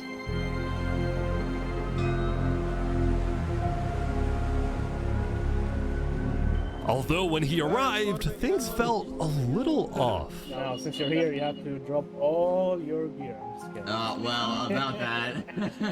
Wherever you think is the safer option. At the end of the day, I don't want any of you to get killed for something that I'm being framed for, you know? But then, suddenly... Yeah. Need to leave? What? Yeah. Sorry, what? Where's he going? Turntap had realized that the pirates were planning to kill Saps to collect the massive bounty on his head. So he told Saps to run. What's going on? 1 second. You gotta go back to Covenant, like, immediately. We probably shouldn't have come out here. Now, on their way back to the Covenants, Turntap suddenly started acting suspicious himself. Are we safe? Is everything fine? What's going on? We need to go back to Covenant right now. You need to tell me what's going on or I'm not coming with you. Dude, either, like, you can handle this on your own, or, like, just... Here, I'll explain to you on a sec. Just come on. Listen, it's hard to trust people right now, so I'm putting a lot of faith into you. This is so suspicious. As Saps ran, he pondered his choices. Either he puts his life in the hands of Turntap, who may be wanting to kill him and collect the bounty for himself, or he runs away. Now.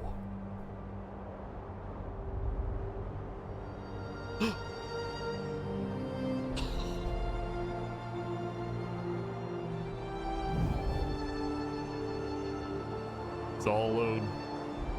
Saps then climbed the mountains of Island 1, escaping from the last remaining person he thought he could trust. He was now all alone in a world of people who hated him and wanted him dead.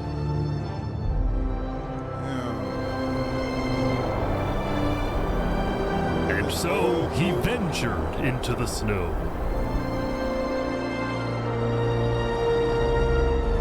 And started collecting blocks. Saps, what are you doing? I can't trust anybody. Flux won. He completely won. There's just no point anymore.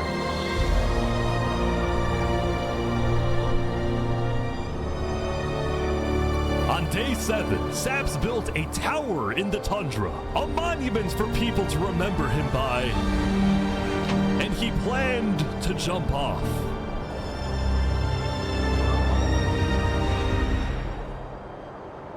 But he didn't. If I have to die, I'm gonna make sure he does too.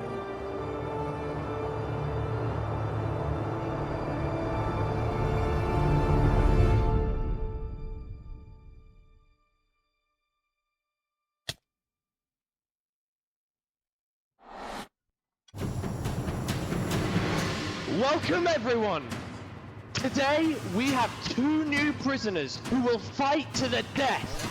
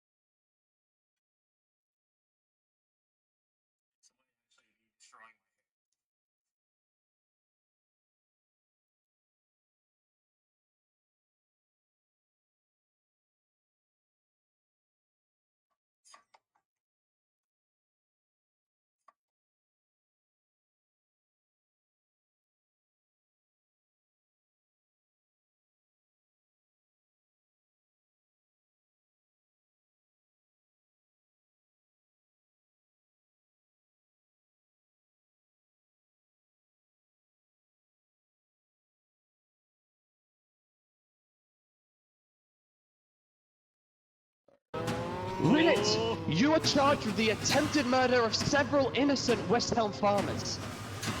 Remy, you are charged with conspiracy to murder West Helm food supplier Dinosaur. Ready, set, fight! Oh. Here they go! But then sweet! Wait, some guy jumped in! The heck? Oh! He won! Remy the Rat had won his duel in the Colosseum, and all of his crimes, including the murder of dinosaurs, were expunged from his record by Emperor Spood himself. He was now a legend, and his restaurant became more popular than ever before. He put his head on the floor. Now, it's been a busy few days for Emperor Spood. He was always working on different things. Have you seen our aqueducts? Show me your aqueducts, Spood. Look at it behind you! Look at it! So what's the use of this? I don't really know. What is the point of anything? We just build. We have too many builders, not enough ideas. Now, while Spood was an effective leader, he did have to constantly watch his back for assassins. You know, I've thwarted like 5 assassination attempts, and guess what? I've just found out about another. No way. Spood's entire reign began with him almost being killed, so he was always extra careful and sensitive about where he went and who he associated with. It's also why Spood was particularly angry when he found out that one of the people who planned to kill him was his own lead builder, Knight Arcturus.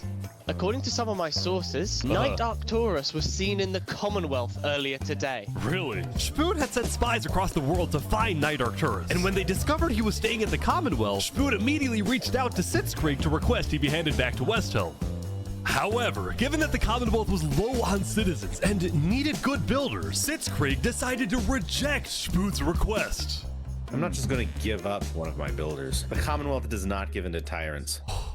This made Spood erupt with fury. Oh, I'm gonna make sure that everybody knows the Commonwealth is corrupt. They stood there talking.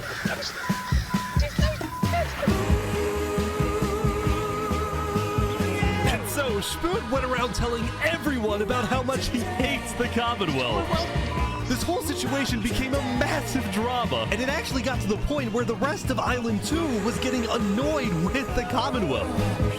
I don't get why the Commonwealth doesn't just hand him over. We don't need a war with West Helm. Unlike the Commonwealth, Cass had a big population and she didn't care about losing citizens who were troublemakers. For example, earlier, one of her citizens, Addison27, had gone to Tricolor, dug into Jovial's grave, and had stolen Jovial's head. Can I wear this? Hey, Cass, I brought you a trophy. But instead of protecting him, Cass immediately banished Addison from the Cass Coalition and alerted Tricolor of his location, causing Addison to flee Island 2.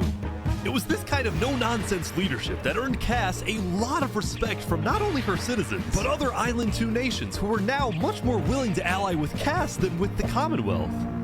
The very existence of the Cass Coalition also provided a sense of security to smaller groups, like this new nation who were mostly cheese merchants and called themselves the Conquistadors. This is the way of cheese, but el queso!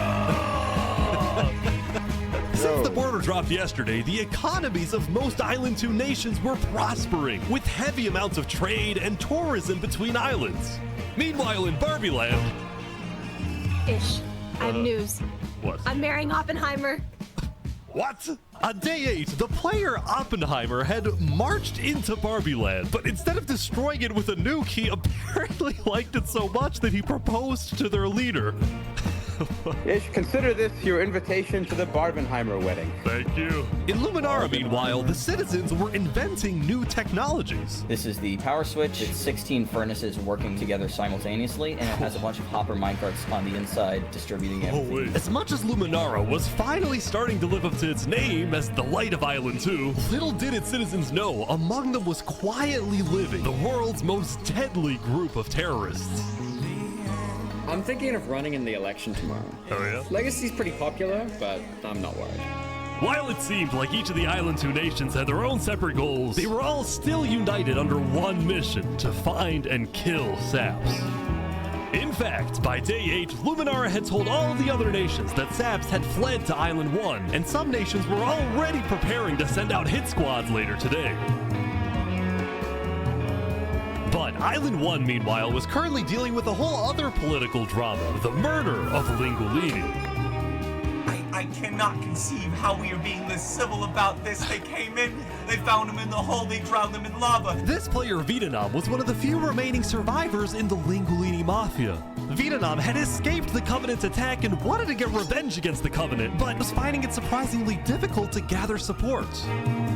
See, while the Blue Cross condemned the Covenant, nobody was brave enough to declare war on them. People feared the Covenant and its army, which is why Seneca secretly asked them to do the deed instead of doing it herself. If people knew that she was behind the attack, she would be in big trouble.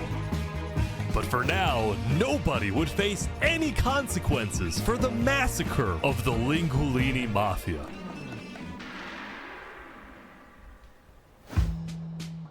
Going back to West Helm, on day 8, Emperor Spood was really only thinking about one thing: how to get revenge against Knight Arcturus. After the Commonwealth rejected Spood's extradition request, Spood's initial reaction was to begin preparing for war. But what made him think twice was his belief that the Commonwealth was a massive nation with probably a big army.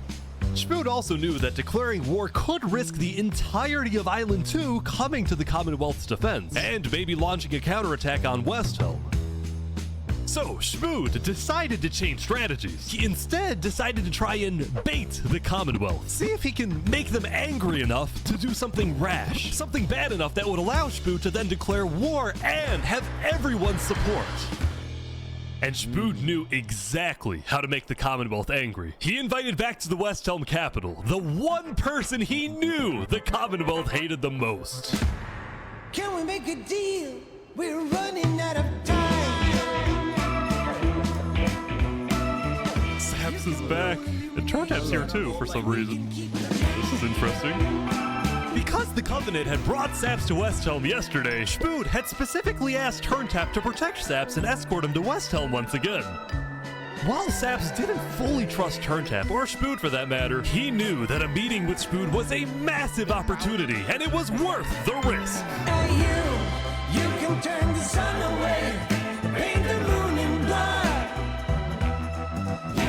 If we can do what we do best, we're nocturnal life. Saps, you are the person that, to my knowledge, murdered all those people on Island 1. Island 2, sorry. It was not me. There is a person on Island 2 that is behind all of the assassinations and the corruption. His name is Flexion. Emperor Spood was having trouble believing Saps, but he went along with it for now. Well, it seems like we both have gripes with Island 2. Spood then proceeded to tell Saps and the Covenant about his feud with the Commonwealth, and how he needed Island 1's support in case a war breaks out. There was just one problem. The Blue Cross Alliance was as good as dead. Infernus had basically left the Alliance after the last meeting, and the Covenant had stopped responding to the Blue Cross because of the Linguini situation. So Spood decided to take things into his own hands and individually call the big 4 nations of Island 1 for a meeting. And he wanted Saps to be there so he could tell the leaders about corruption on Island 2. Now, because of Saps' reputation, Seneca and Benji were hesitant. But as long as the meeting was in a wide open area without a roof, they decided they would go. Justice for Saps, man. Justice for Saps. This music sounds crazy. Bro, we just...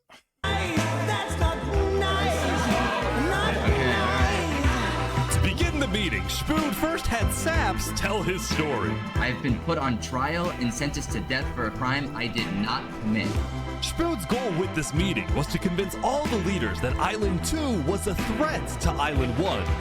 One of my right-hand men was murdered in cold blood by someone in association with the Commonwealth. It's one of the many injustices I've heard about on Island 2, and I want justice. Then, Turntap of the Covenant made his own statement. A few days ago, Covenant was approached by Luminara to speak of a potential trade agreement. Legacy AN approached me in regards to Fluxion, the guy who Saps is claiming killed everyone, which I do believe. Whoa. Apparently, back when the Covenant traded armor trims with Flux, they had also done the same deal with Legacy. And Legacy had voiced concerns to Turntap about Flux's run for leader, including how Flux was demoted from second in command, and rumors that he's paying people diamonds to vote for him.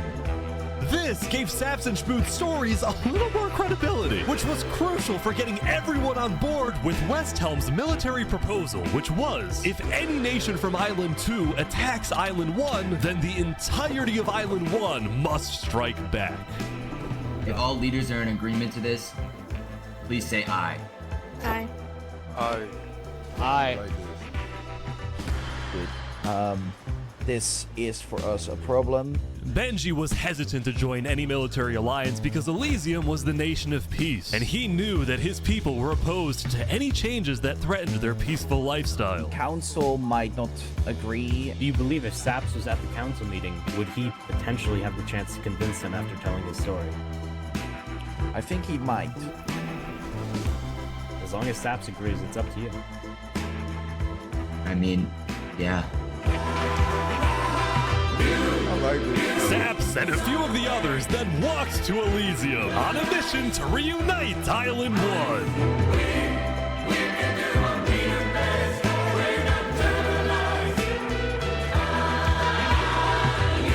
I have been framed for the mass assassination of Island 2 leaders by Fluxion and his conspirator. So many other people have died to the same tyranny and corruption that has been on Island 2. I'm just so lucky to be alive and share my story with you guys.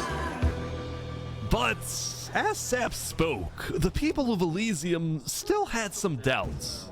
Against the corruption in Island 2, which is... But who? What is that? What does that mean? That's vague. What does that Are we mean? going to corruption? Elysium wasn't convinced that potential corruption on another island was enough of a reason for Elysium to get involved. But then, suddenly... A few days ago...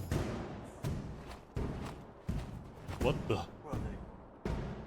What is this? About 15 members of the Westhelm army had inexplicably walked right through Elysium.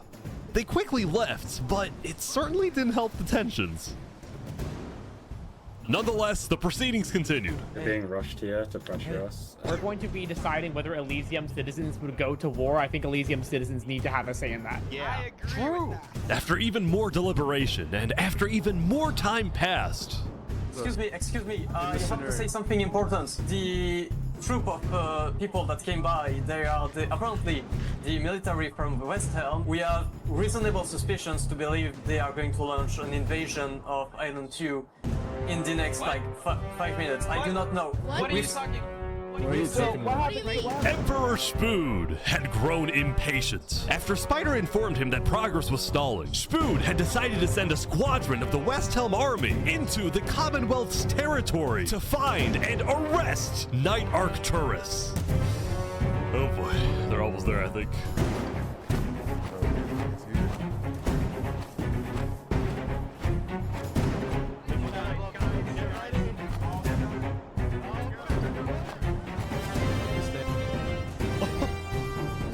Hello, Ben. We are here peacefully. We're simply looking for a man by the name of Knight_Arcturus. Alright. We don't have him. We do not know where he's at. We have not seen him, nor have we heard from him. We don't have him. Where are they going? With their first plan failing, West Helm went to plan B. Shield wall, shield wall. What the? What's happening, guys? They're forming a shield wall. They're forming a shield wall outside. Everyone leave. We're getting out of here. Yeah. Everyone bail, bail. The West Helm squadron had successfully intimidated the Commonwealth leadership into fleeing their own nation. West Helm then went around, searching every house, every mine, every crevice of the Commonwealth. But ultimately, Knight Arcturus was nowhere to be found.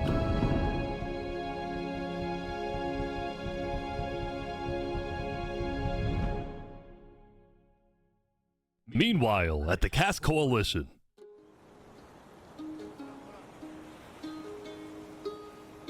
Hey, can I run something by you real quick? Yeah. You know how everyone's trying to kill Saps because of what he did? And then during his trial, he was all like, Luminara was behind this. Luminara built the trap. The leadership in Luminara helped me build the meeting area. That includes the prosecution himself, Thomas 5200, and their ringleader, Fluxion.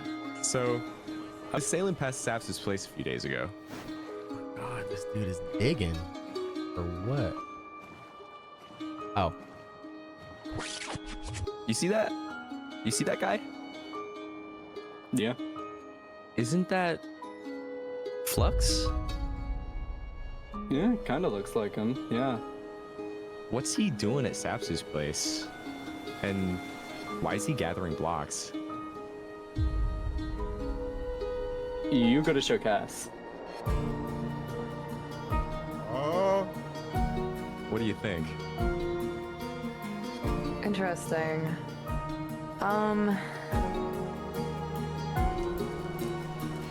You know what? Go show this to Tricolor. And probably also Hyperion. I'm on it.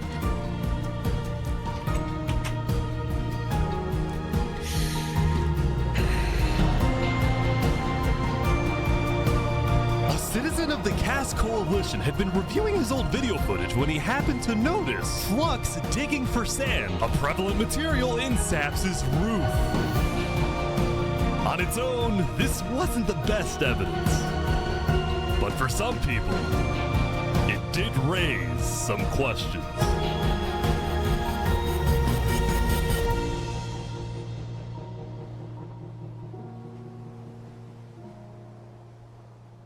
Damn. This shit hard. I ain't gonna lie. This shit hard.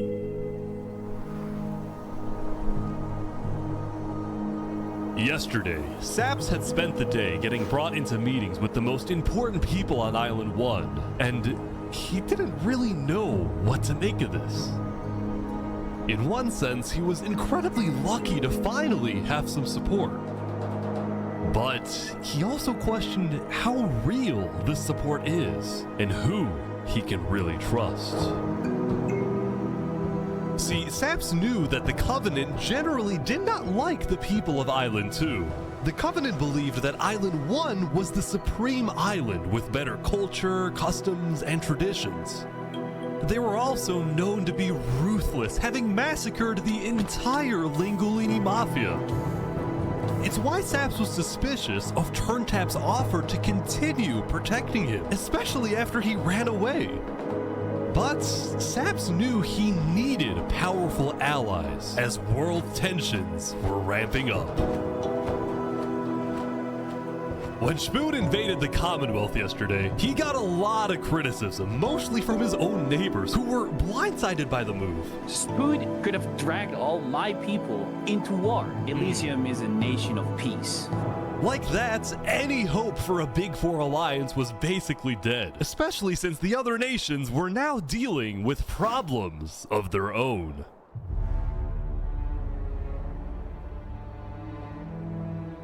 Earlier yesterday, Queen Seneca had found out that Elysium's newspaper, Daybreak Media, had somehow found out that she had directed the Covenant to kill Lingulini.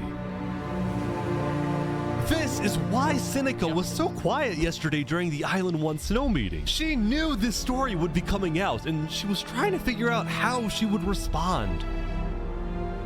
And on day 9, she made her decision. To dissuade people from invading Infernus, she would show strength by doubling down and hold a joint ceremony with the Covenant, parading around Lingulini's head.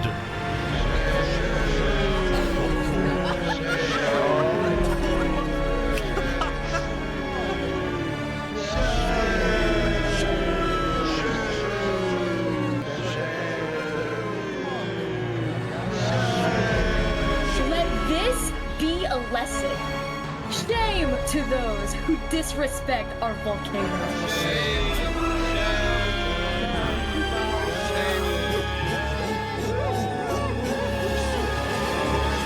Meanwhile, on the other side of the island, the Blue Cross was hosting a meeting.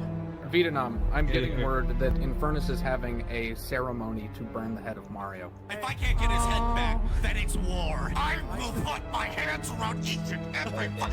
The leaders and representatives then decided that Infernus needed to be punished, and they started discussing whether or not to declare war. But then, not even a minute into the discussion... If everyone is against them, then we are not going to... Benji's dead! Benji's dead! What?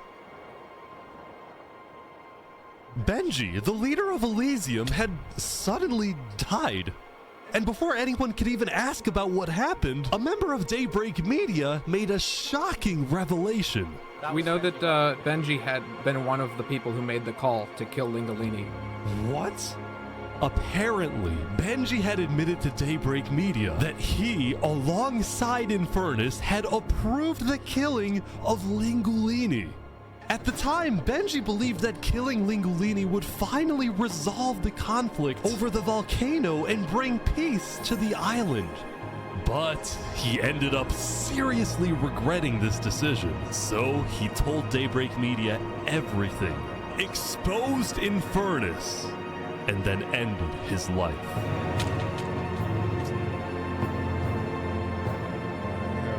Now, because Benji had repented, the Blue Cross Conference decided not to punish Elysium, and instead focused on Infernus.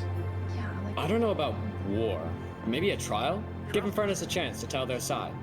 Flux was representing Luminara at the meeting, and the leaders actually agreed with his idea. So later today, there would be a trial against the entire nation of Infernus. Now, when the meeting came to an end, Flux was approached by a few guards from Tricolor. Right, look. We know about the assassinations, all right?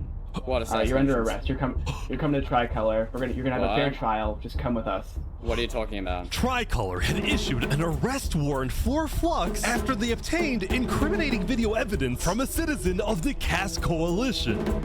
Being possibly responsible for the death of Joe Field in any capacity. What are you talking about? We know Seraphim was guilty of that. There are concerns that you may have been involved in other ways. If you believe yourself innocent, I believe that you are. I trust that you're innocent because you told me you were. But right now, the most important thing you can do is simply go to the trial and prove that you're correct, which I believe This you is are, an okay? outrage against Luminara. I cannot No. believe that you would accuse me of this. Now, the truth was, Tricolor wasn't necessarily convinced that Flux was guilty. They just wanted Flux to go to trial so that he could answer their questions about the videotape. Why didn't you not bring this up beforehand? So if you were guilty, then run away. You're seriously scared that I'm going to run away from a trial. You agree after what happened with the Commonwealth, we could never be too careful about stuff like that. We're both Fine. not. Fine, I will go. But this is an outrage. All right, let's go. We're gonna remember this. We will not stand for this. Justice for Saps. Fox is getting arrested by Tricolor.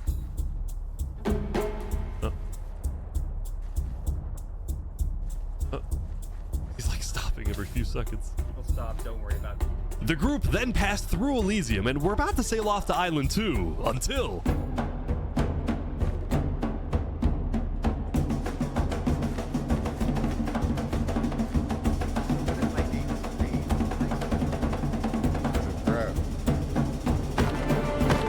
Oh, hey, what is this? What? Wait, Flux is getting away?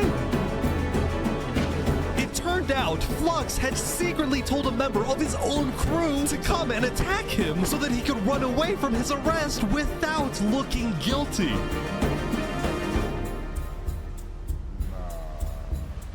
When Flux returned to Luminara, his whole world had flipped upside down.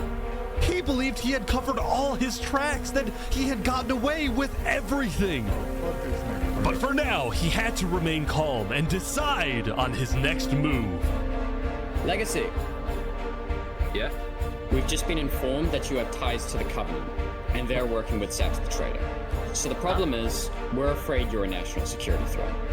You have two choices right now.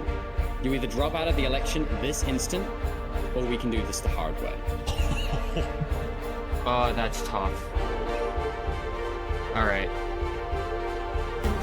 By forcing Legacy to drop out of the election, Flux had automatically become the leader of Luminara.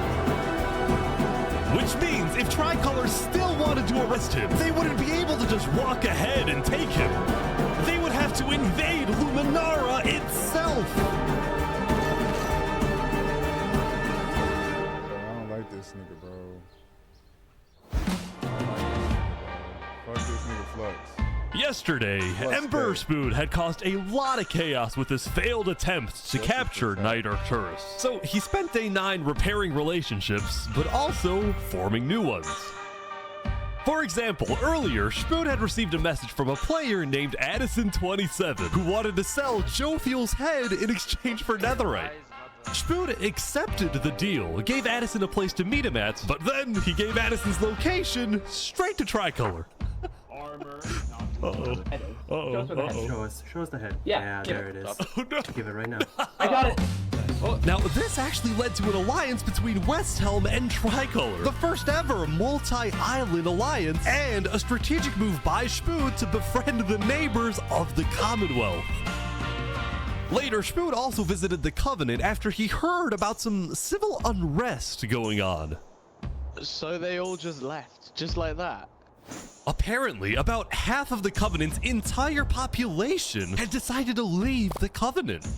This is because they believed TurnTap was betraying the Covenant's values by constantly trading and associating with Island 2. And what made a lot of them really angry was the fact that TurnTap was making them protect Saps. See, originally, TurnTap had only brought Saps in to get diamonds for his army. But the more he heard about Saps' story, the more he became captivated by Saps and wanted to help him. In fact, the reason TurnTap had acted strangely on day 7 wasn't because he was thinking about killing Saps. It was because he had just saved Saps from the Alcaracina pirates, and he was worried that the pirates would attack the Covenant in retaliation. Walk ahead. Anyway, now that TurnTap had the pirates against him, as well as much of the Covenant forces, which TurnTap himself had trained to be ruthless, it's fair to say that his life was in grave danger. But before he and Spoon could figure out a solution, the Covenant suddenly had a surprise visitor. Come here, you're under arrest. Uh-oh. Yo, they're trying to kill me? You killed our leaders. You destroyed our island. After days upon days of searching, the Commonwealth had finally found Saps. It's literally the guy. Saps is now hiding. This player, Zekor, was now the main diplomat of the Commonwealth, and he knew that this was his opportunity to finally kill Saps. The last thing he needed to do was to convince Spood to hand Saps over. Spood, come here. please, let's have a talk. Let's have a chat. Are you a friend of this criminal behind you? Alright. Could you guys come inside? Oh boy. Here we go. Man, why am I taking this shit serious? We can put all of our fighting behind us. I propose a trade. You give me Saparada, and the Commonwealth gives you Night Arcturus. Oh wow. RT for Saps. I mean, where would this happen? Yo. You can let us take Saparada now, and then we can kill Arcturus for you. No, don't kill him. He needs to fight in the Colosseum. Alright, we can make that work as well. Wait, so you're saying you know where he is? It's interesting because Sitzkrieg said he didn't. Okay. We don't have him. We do not know where he's at. Look, he comes back every now and then. We'll find him. Really? Is that so? Why would I lie? So you'll find him for me? Spood, don't do this. Look, Spood, I have to be honest. I'm shocked that you're defending this criminal. Either you accept this deal right now, or I tell everyone from back home that you're harboring Saparada. They'll all declare war on you, and this will be the end of Westhelm.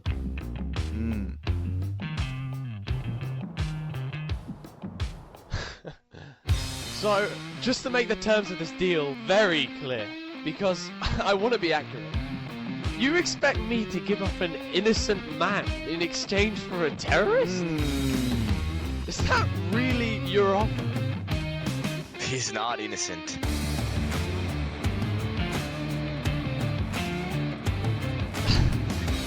Alright.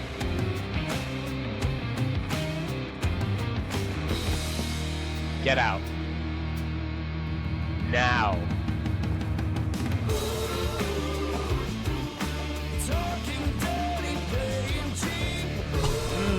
That nigga Spood. I like Spood. Spood done got my bid. For now. Justice for Saps, man. That nigga Saps innocent. That nigga Saps innocent, bro. Soon, it would be time for the trial of Infernus, which had become a very anticipated event because Seneca had told everyone that she actually planned to attend. As such, Turntap would be there to help her, which meant Saps also had to go. He wanted the Covenant's protection, which would actually come in handy. What? Saps getting attacked. Oh no. Oh boy, Sap's getting attacked again. The attacker was taken out immediately by the Covenant, but this led to another problem. We need to know whether we should keep Infernus in the area. We are worried about assassinations. We're not going in a building, we're having this outside. Seneca and the rest of Infernus had arrived, but were refusing to enter the courthouse because of safety concerns. Infernus is saying outside or nothing. They're not going in. And as expected, people were quickly becoming impatient. I have to stand here for 5 more minutes. I'm gonna pull all my hair out. Let's come inside. These people don't have the ability to come in this building. The trial hadn't even begun, and things were already out of control. And then... Someone's setting up dripstone.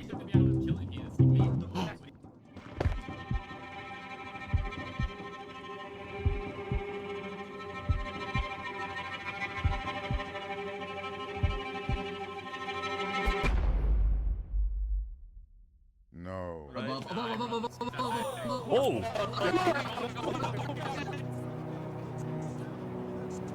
And like that, Turntap was dead, killed by 2 disgruntled former citizens of the Covenant who had come back for revenge. We gotta get rid of these. Furnace back to the castle. Queen Seneca directed her people and all the remaining Covenant forces, who were now leaderless, to retreat to the Infernus Castle.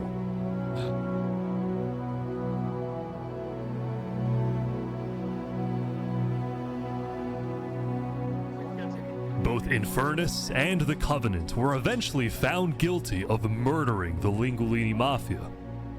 But now that Seneca had adopted the entire Covenant army with all of its netherite weaponry, it would be impossible to try and arrest anyone. Saps, meanwhile, was abandoned at the courthouse, so he ran all the way to Westhelm to Emperor Spud, who was apparently dealing with a new political crisis. It appeared that Spud had finally made the Commonwealth mad because, according to a Westhelm spy, it looked like the Commonwealth was preparing to go to war. And on top of this, Spud had received a message from Sitzkrieg inviting him to the Commonwealth for a meeting. Now, of course, Spud suspected this was a trap, but his second-in-command Spider had an idea. Let me go instead. Let them kill me, and if they do, we'll have the right to obliterate them. Basically, if Spider goes to this meeting and actually gets killed, then in the eyes of the world, this will give Westhelm permission to finally wipe the Commonwealth off the map. You're a hero, Spider. Glory to Westhelm. This shit hard. W follow, welcome to the family, welcome to Real's World. You know what the fuck the business is. These guys are all waiting for something to happen. This shit's so hard. Oh my god. Spider was slain. Oh my god. This is it.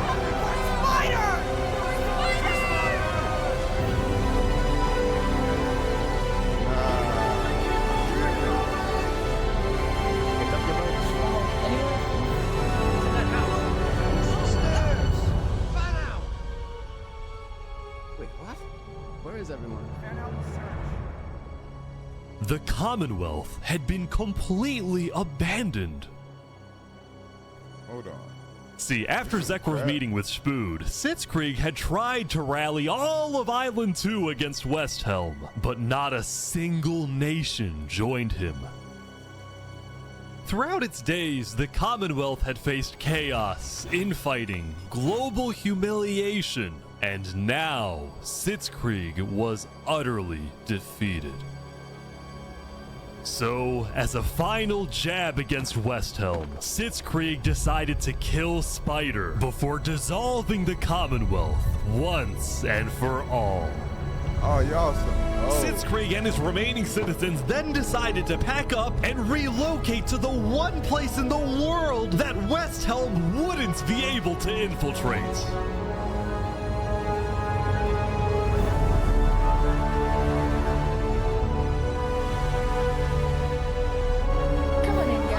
To Infernus. Thank you, Seneca. There are so many people. Oh my god. Infernus is massive. What the fuck? Nah, they're crazy for that. They're crazy for that. Y'all some hoes. Meanwhile, at the Cass Coalition, it was the end of another good day. The farmers had produced plentiful crops, the businesses had made lots of sales, and there was even a birthday party. But while her people were happy, Cass knew very well that the outside world was quickly growing out of control. As leader, it was Cass's duty to keep track of all the world conflicts. But by day 9, they were simply overwhelming. She watched from afar as the Commonwealth fell apart. She watched as world leaders died left and right. She watched Infernus avoid justice by blocking themselves off, with netherite at their defense, as well as the volcano's sheer height. Yet despite all the turmoil, Cass spent most of the day trying to solve what was now the world's biggest mystery. Who had really murdered all the Island 2 leaders? Was it Saps, or was it Flux? See, earlier at the Blue Cross meeting, members of the Cass Coalition were listening carefully. Covenant was propagating anti-Island 2 propaganda, which is ridiculous. Yeah, we didn't agree with that. Island 1 never had beef with you guys. It was really just a covenant. They can see that Island 1 is gearing up to invade us, then at least they'll know I tried to warn them when Island 1 comes and kills us all. But the Covenant was going to invade us, right? Honestly, probably not. I think they were just trying to scare you guys. Flux had fully believed that Island 1 was going to invade and even yelled at the other leaders for doing nothing, which made Cass think, what if that's the reason he killed them? Besides, what would be Saps' motive? There wasn't even a motive alleged during his trial, yet he was still found guilty. In fact, thinking back, the trial itself was suspiciously short, and the judge made a decision very quickly. Well, on day 9, one of Cass's citizens was scouting the Commonwealth and figured out why.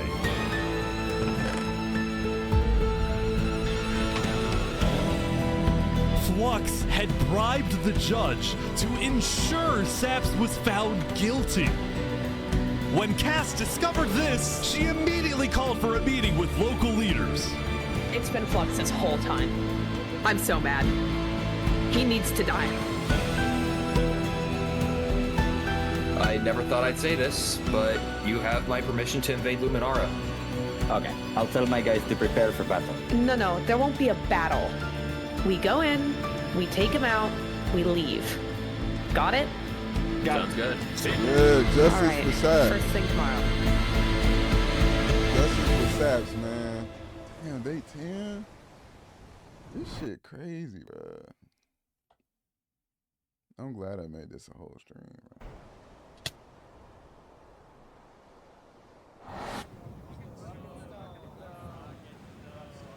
Welcome, everyone. Welcome. We gather here today because, well, we never got the opportunity to properly mourn our previous leader, 3 Below. What's going on here? He was more than just a Luminaran, he was a friend, and I'm very much excited that we can continue his legacy and complete the bridge which he would have wanted.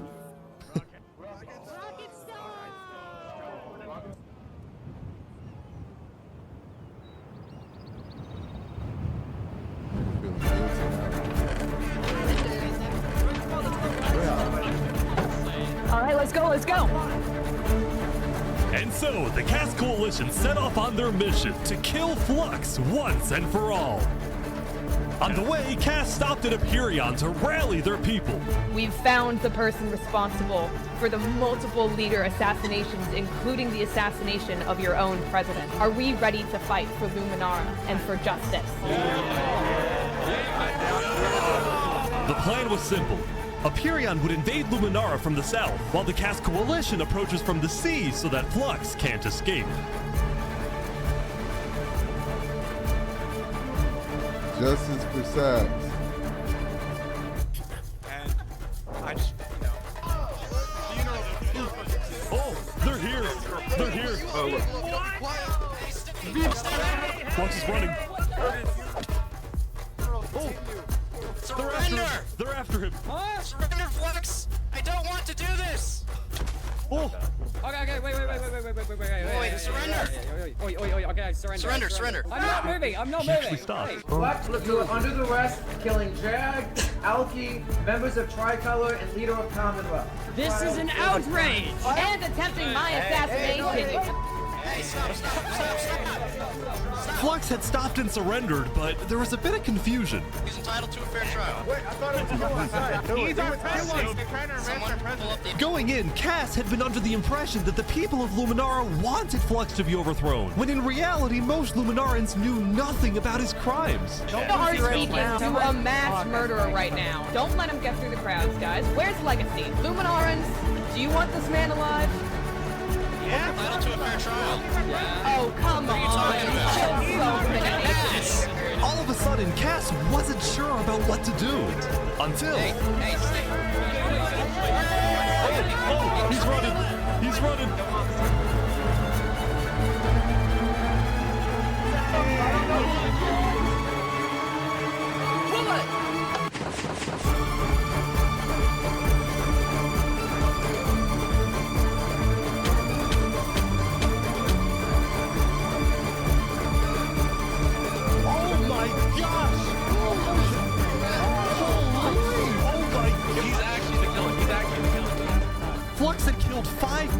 using a secret trap he had built the day before. This bought him just enough time to escape.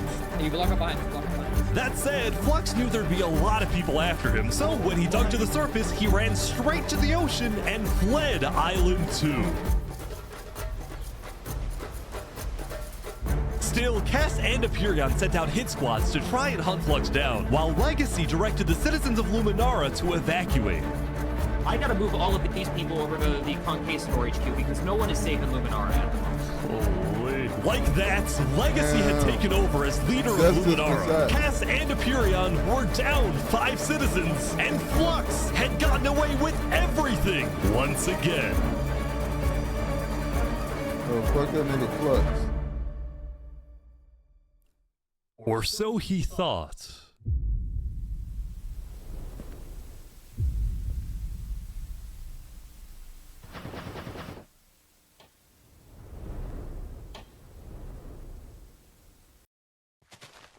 I am so confused on what's happening right now. Oh my god! Oh my god! Oh my god! Oh my god. Oh my god! When Flux's trap went off, the rest of the world had a lot of questions. Was that in Luminara? That was Flux? Wait, Flux killed those people? Yeah. Justice for On day Sap. 10, word began to spread about what had happened. That was Flux's trap? Yeah, Flux built that trap. Which made people think, was Flux behind the murders of the Island 2 leaders after all? Dude, I think Flux was behind everything. Saps was right.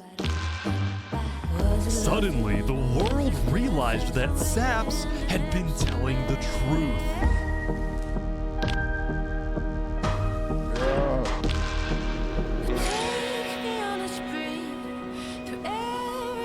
Hey, Saps, how do you feel? This shit's beautiful, man. This shit beautiful. So happy.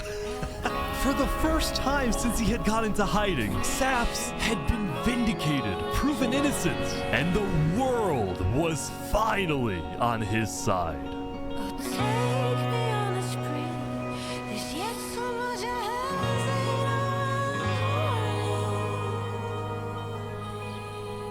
And now, instead of hunting for Saps, all of Island 2 was determined to find Flux. Bro, this is what happens when people want trials. We should have just started killing him. I don't know why anyone stopped in the first place. I would have been the bad guy if I killed him right then and there with everyone yelling, trial, trial. But the search for Flux didn't take long. Someone just saw Flux going up the volcano. Oh, you're kidding. Layer by layer, I didn't know nearness in my childhood. Queen Seneca had offered Flux refuge at Infernus under the condition that he and his crew build deadly traps all around the volcano perimeter so that nobody can break in. But the rest of the world was unfazed. Yeah, they're gonna pay for what they did. Yep. On day 10, all of Island 2 joined the Tricolor West Helm Alliance and declared war against Infernus. Alright, today we infiltrate the volcano for Spider and for Owo. And I just want to say, if I die today, I love you all. Bro, this shit hard. To West Helm. Look who he is. He was my brother. He was everyone's brother. And they took him from us. They took him. Flux got away with murdering so many of our people and our leaders. Today, we get justice for our entire island.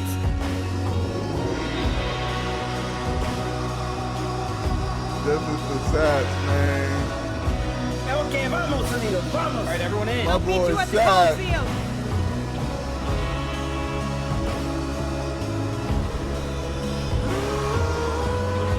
Let's go, let's go. Come on. All right, let's go, everyone.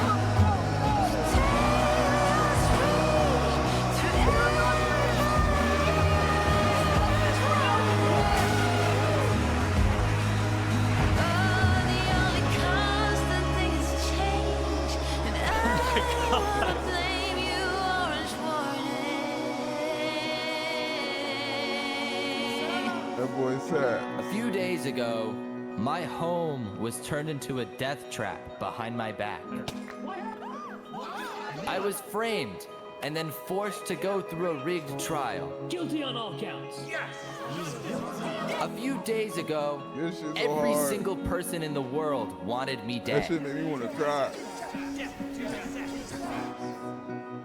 But today, you all know the truth about who really killed our leaders and our friends. Today, we walk ahead, we storm the volcano, and we get justice!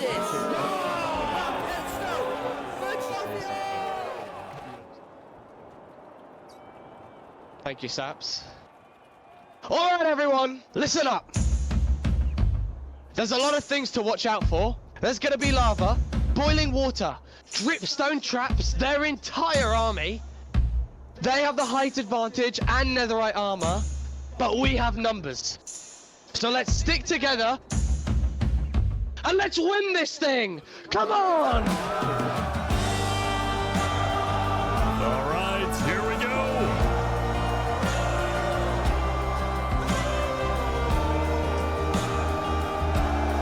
This shit's so hard. There's so many people.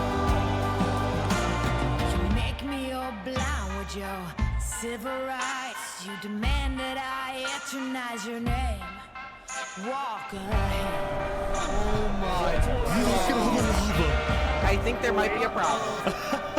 It's okay, it's good, it's good, it's good. You cover us in shame and I take the blame. Living by the rules to which high school blues. Walk ahead. This shit beautiful, man.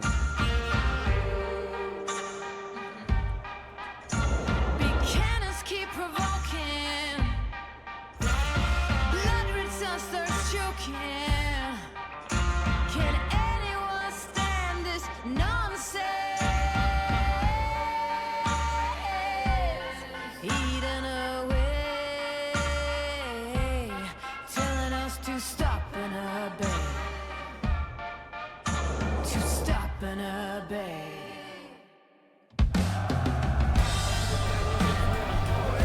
They're pouring water on the lava, but the water still burns.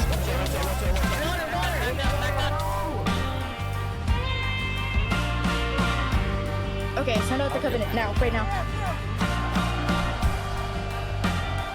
Go, go, go, go, go. Oh, big fighting on the ground right now. Covenant is attacking from behind. Keep going! Skin shine, Joker's got silver linings. Holy Mary sings songs in the wet rain. Walk ahead. Shields up, shields up! Now every new day is a new fire onto my teeth. It's just chaos on the ground as well. It's the Covenant. Someone show me someone living a desire. Get down off our mountain!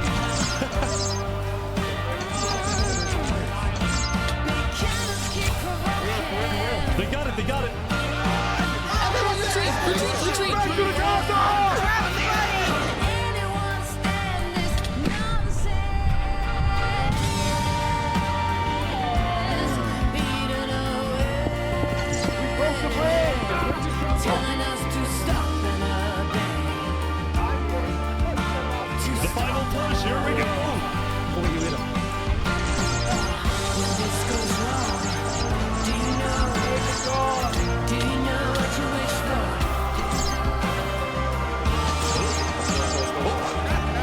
They're in. Yeah. No. Oh my gosh. Whoa. Look out for the hole! I'll jump in the hole with you guys. Get to the top. Let's throw way up.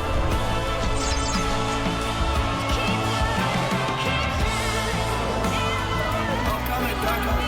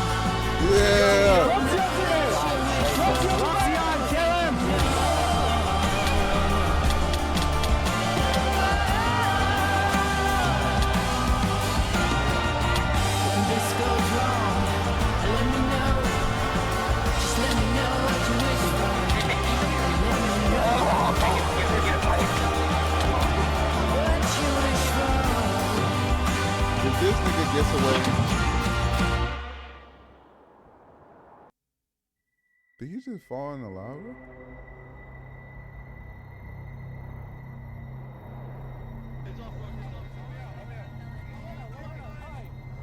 Yo.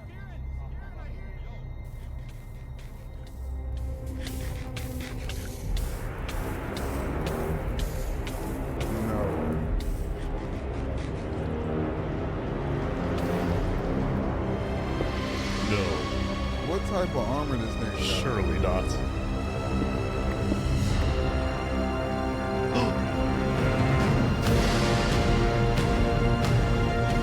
No, of course he has a tunnel. Of course.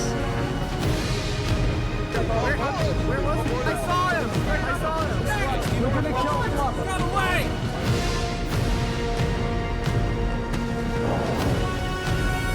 He's missing? Hold on.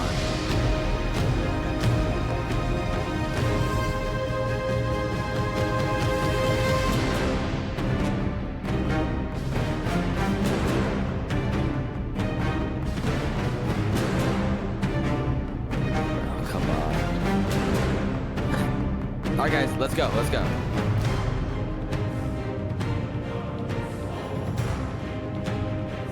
What's up?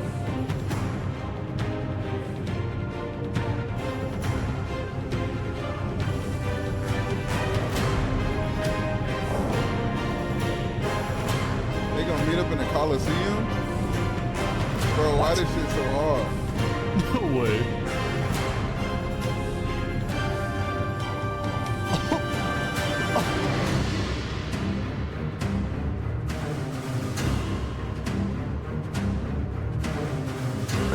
Wow, you actually showed up. Can't say no to a friend, can I? A friend? Let's make this a fair fight, okay? Flux. Look at all these people dying right now because of you. You know, Saps, none of this would have happened if you had died like you were supposed to. I'm sorry for everything you've had to go through.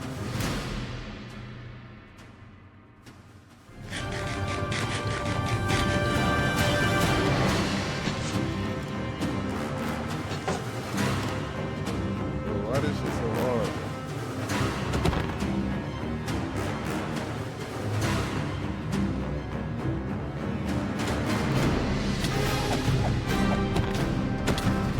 I can't watch this.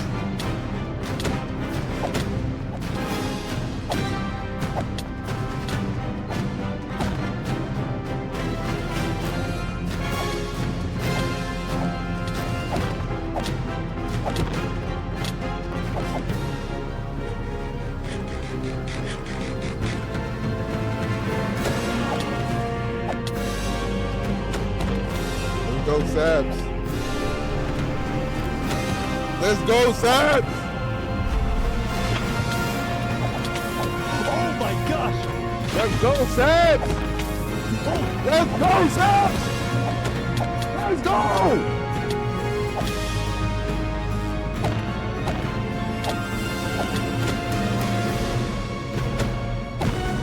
Let's go.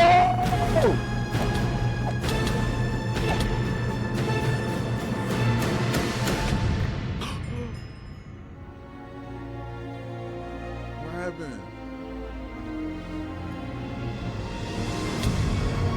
Yeah! Let's go! Justice for Sam! Yeah!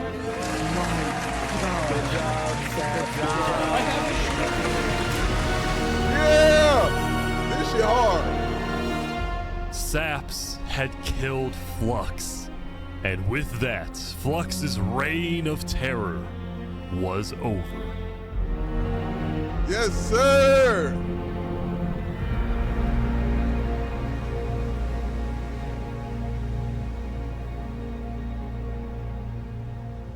Yes, that's what I like to see, man. Damn. Days later. Damn. Damn. Niggas dying. Today, we gather to honor the lives lost in the Battle of Infernus.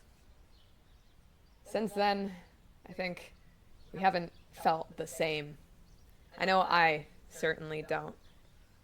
The Island 2 West Helm Alliance had defeated the Infernus forces, but winning had come at a high cost.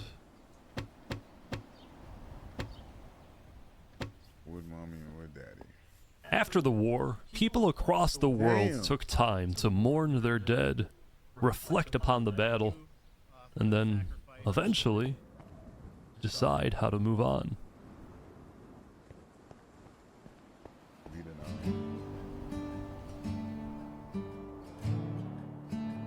Now that Infernus, the Covenant, and the Commonwealth were off the map, there were talks of creating a new world government. But ultimately, it never really materialized, and all the remaining nations just agreed to do their own thing and have peace. In the corner of the crowd. Yo, this shit was so hard. Island 1 had taken the brunt of the war. Crops trampled, the big tree scorched, the volcano ravaged.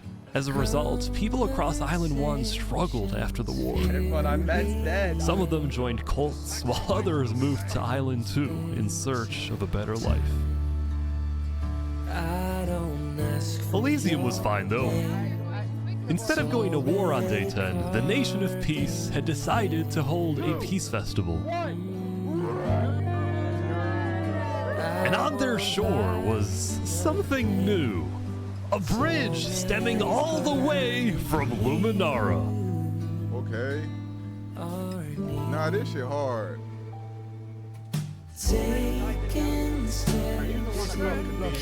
And so everybody lived on in peace, including Saps, who at long last had returned to Island 2.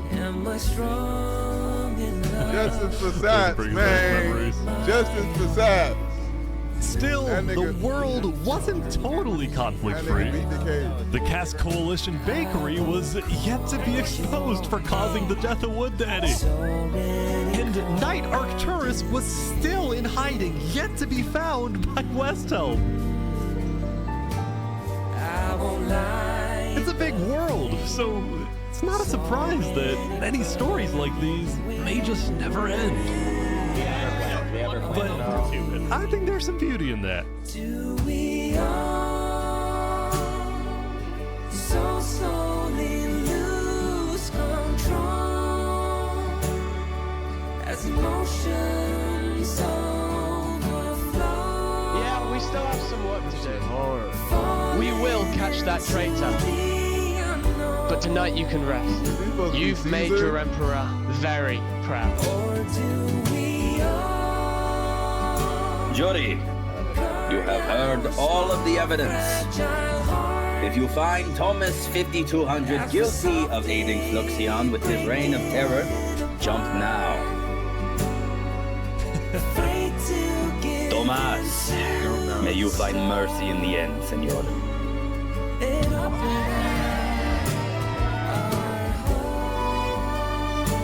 When we first met, I ran away screaming from you because I thought you were gonna blow up my nation and kill all my citizens. After we talked a little bit for like 5 minutes, I realized you could blow up my nation and kill all my citizens, but that doesn't mean you will. Barbie, do you take Oppenheimer to be your one and only candidate? I do. Oppenheimer, same thing. I do. Now, at this time, Barbie and Oppenheimer have requested that instead of rings, they will both exchange something slightly different. If you would please turn your attention to the nuclear bomb that's behind us. 3, 2, 1.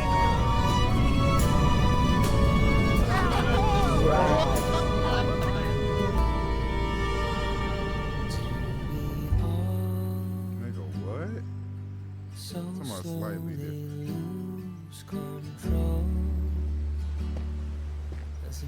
Bro, this movie was fire. Falling into the unknown. Or do we all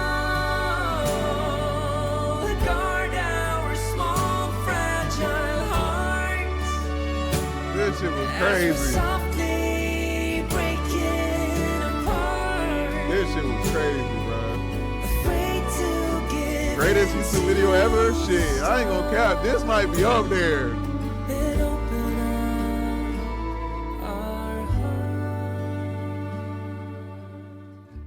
What?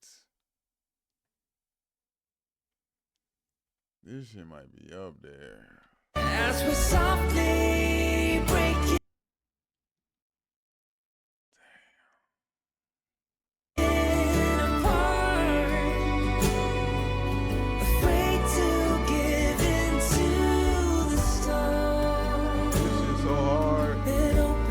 Bro.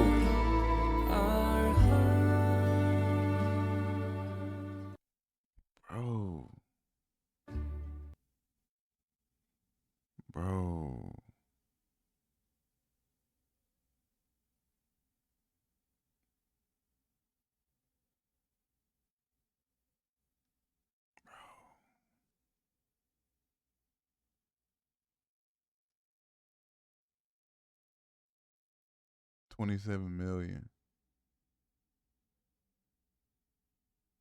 What's this one? Hold on, y'all. In the biggest social experiment ever done in my... This was 2 years ago. Yo, he got another one of these?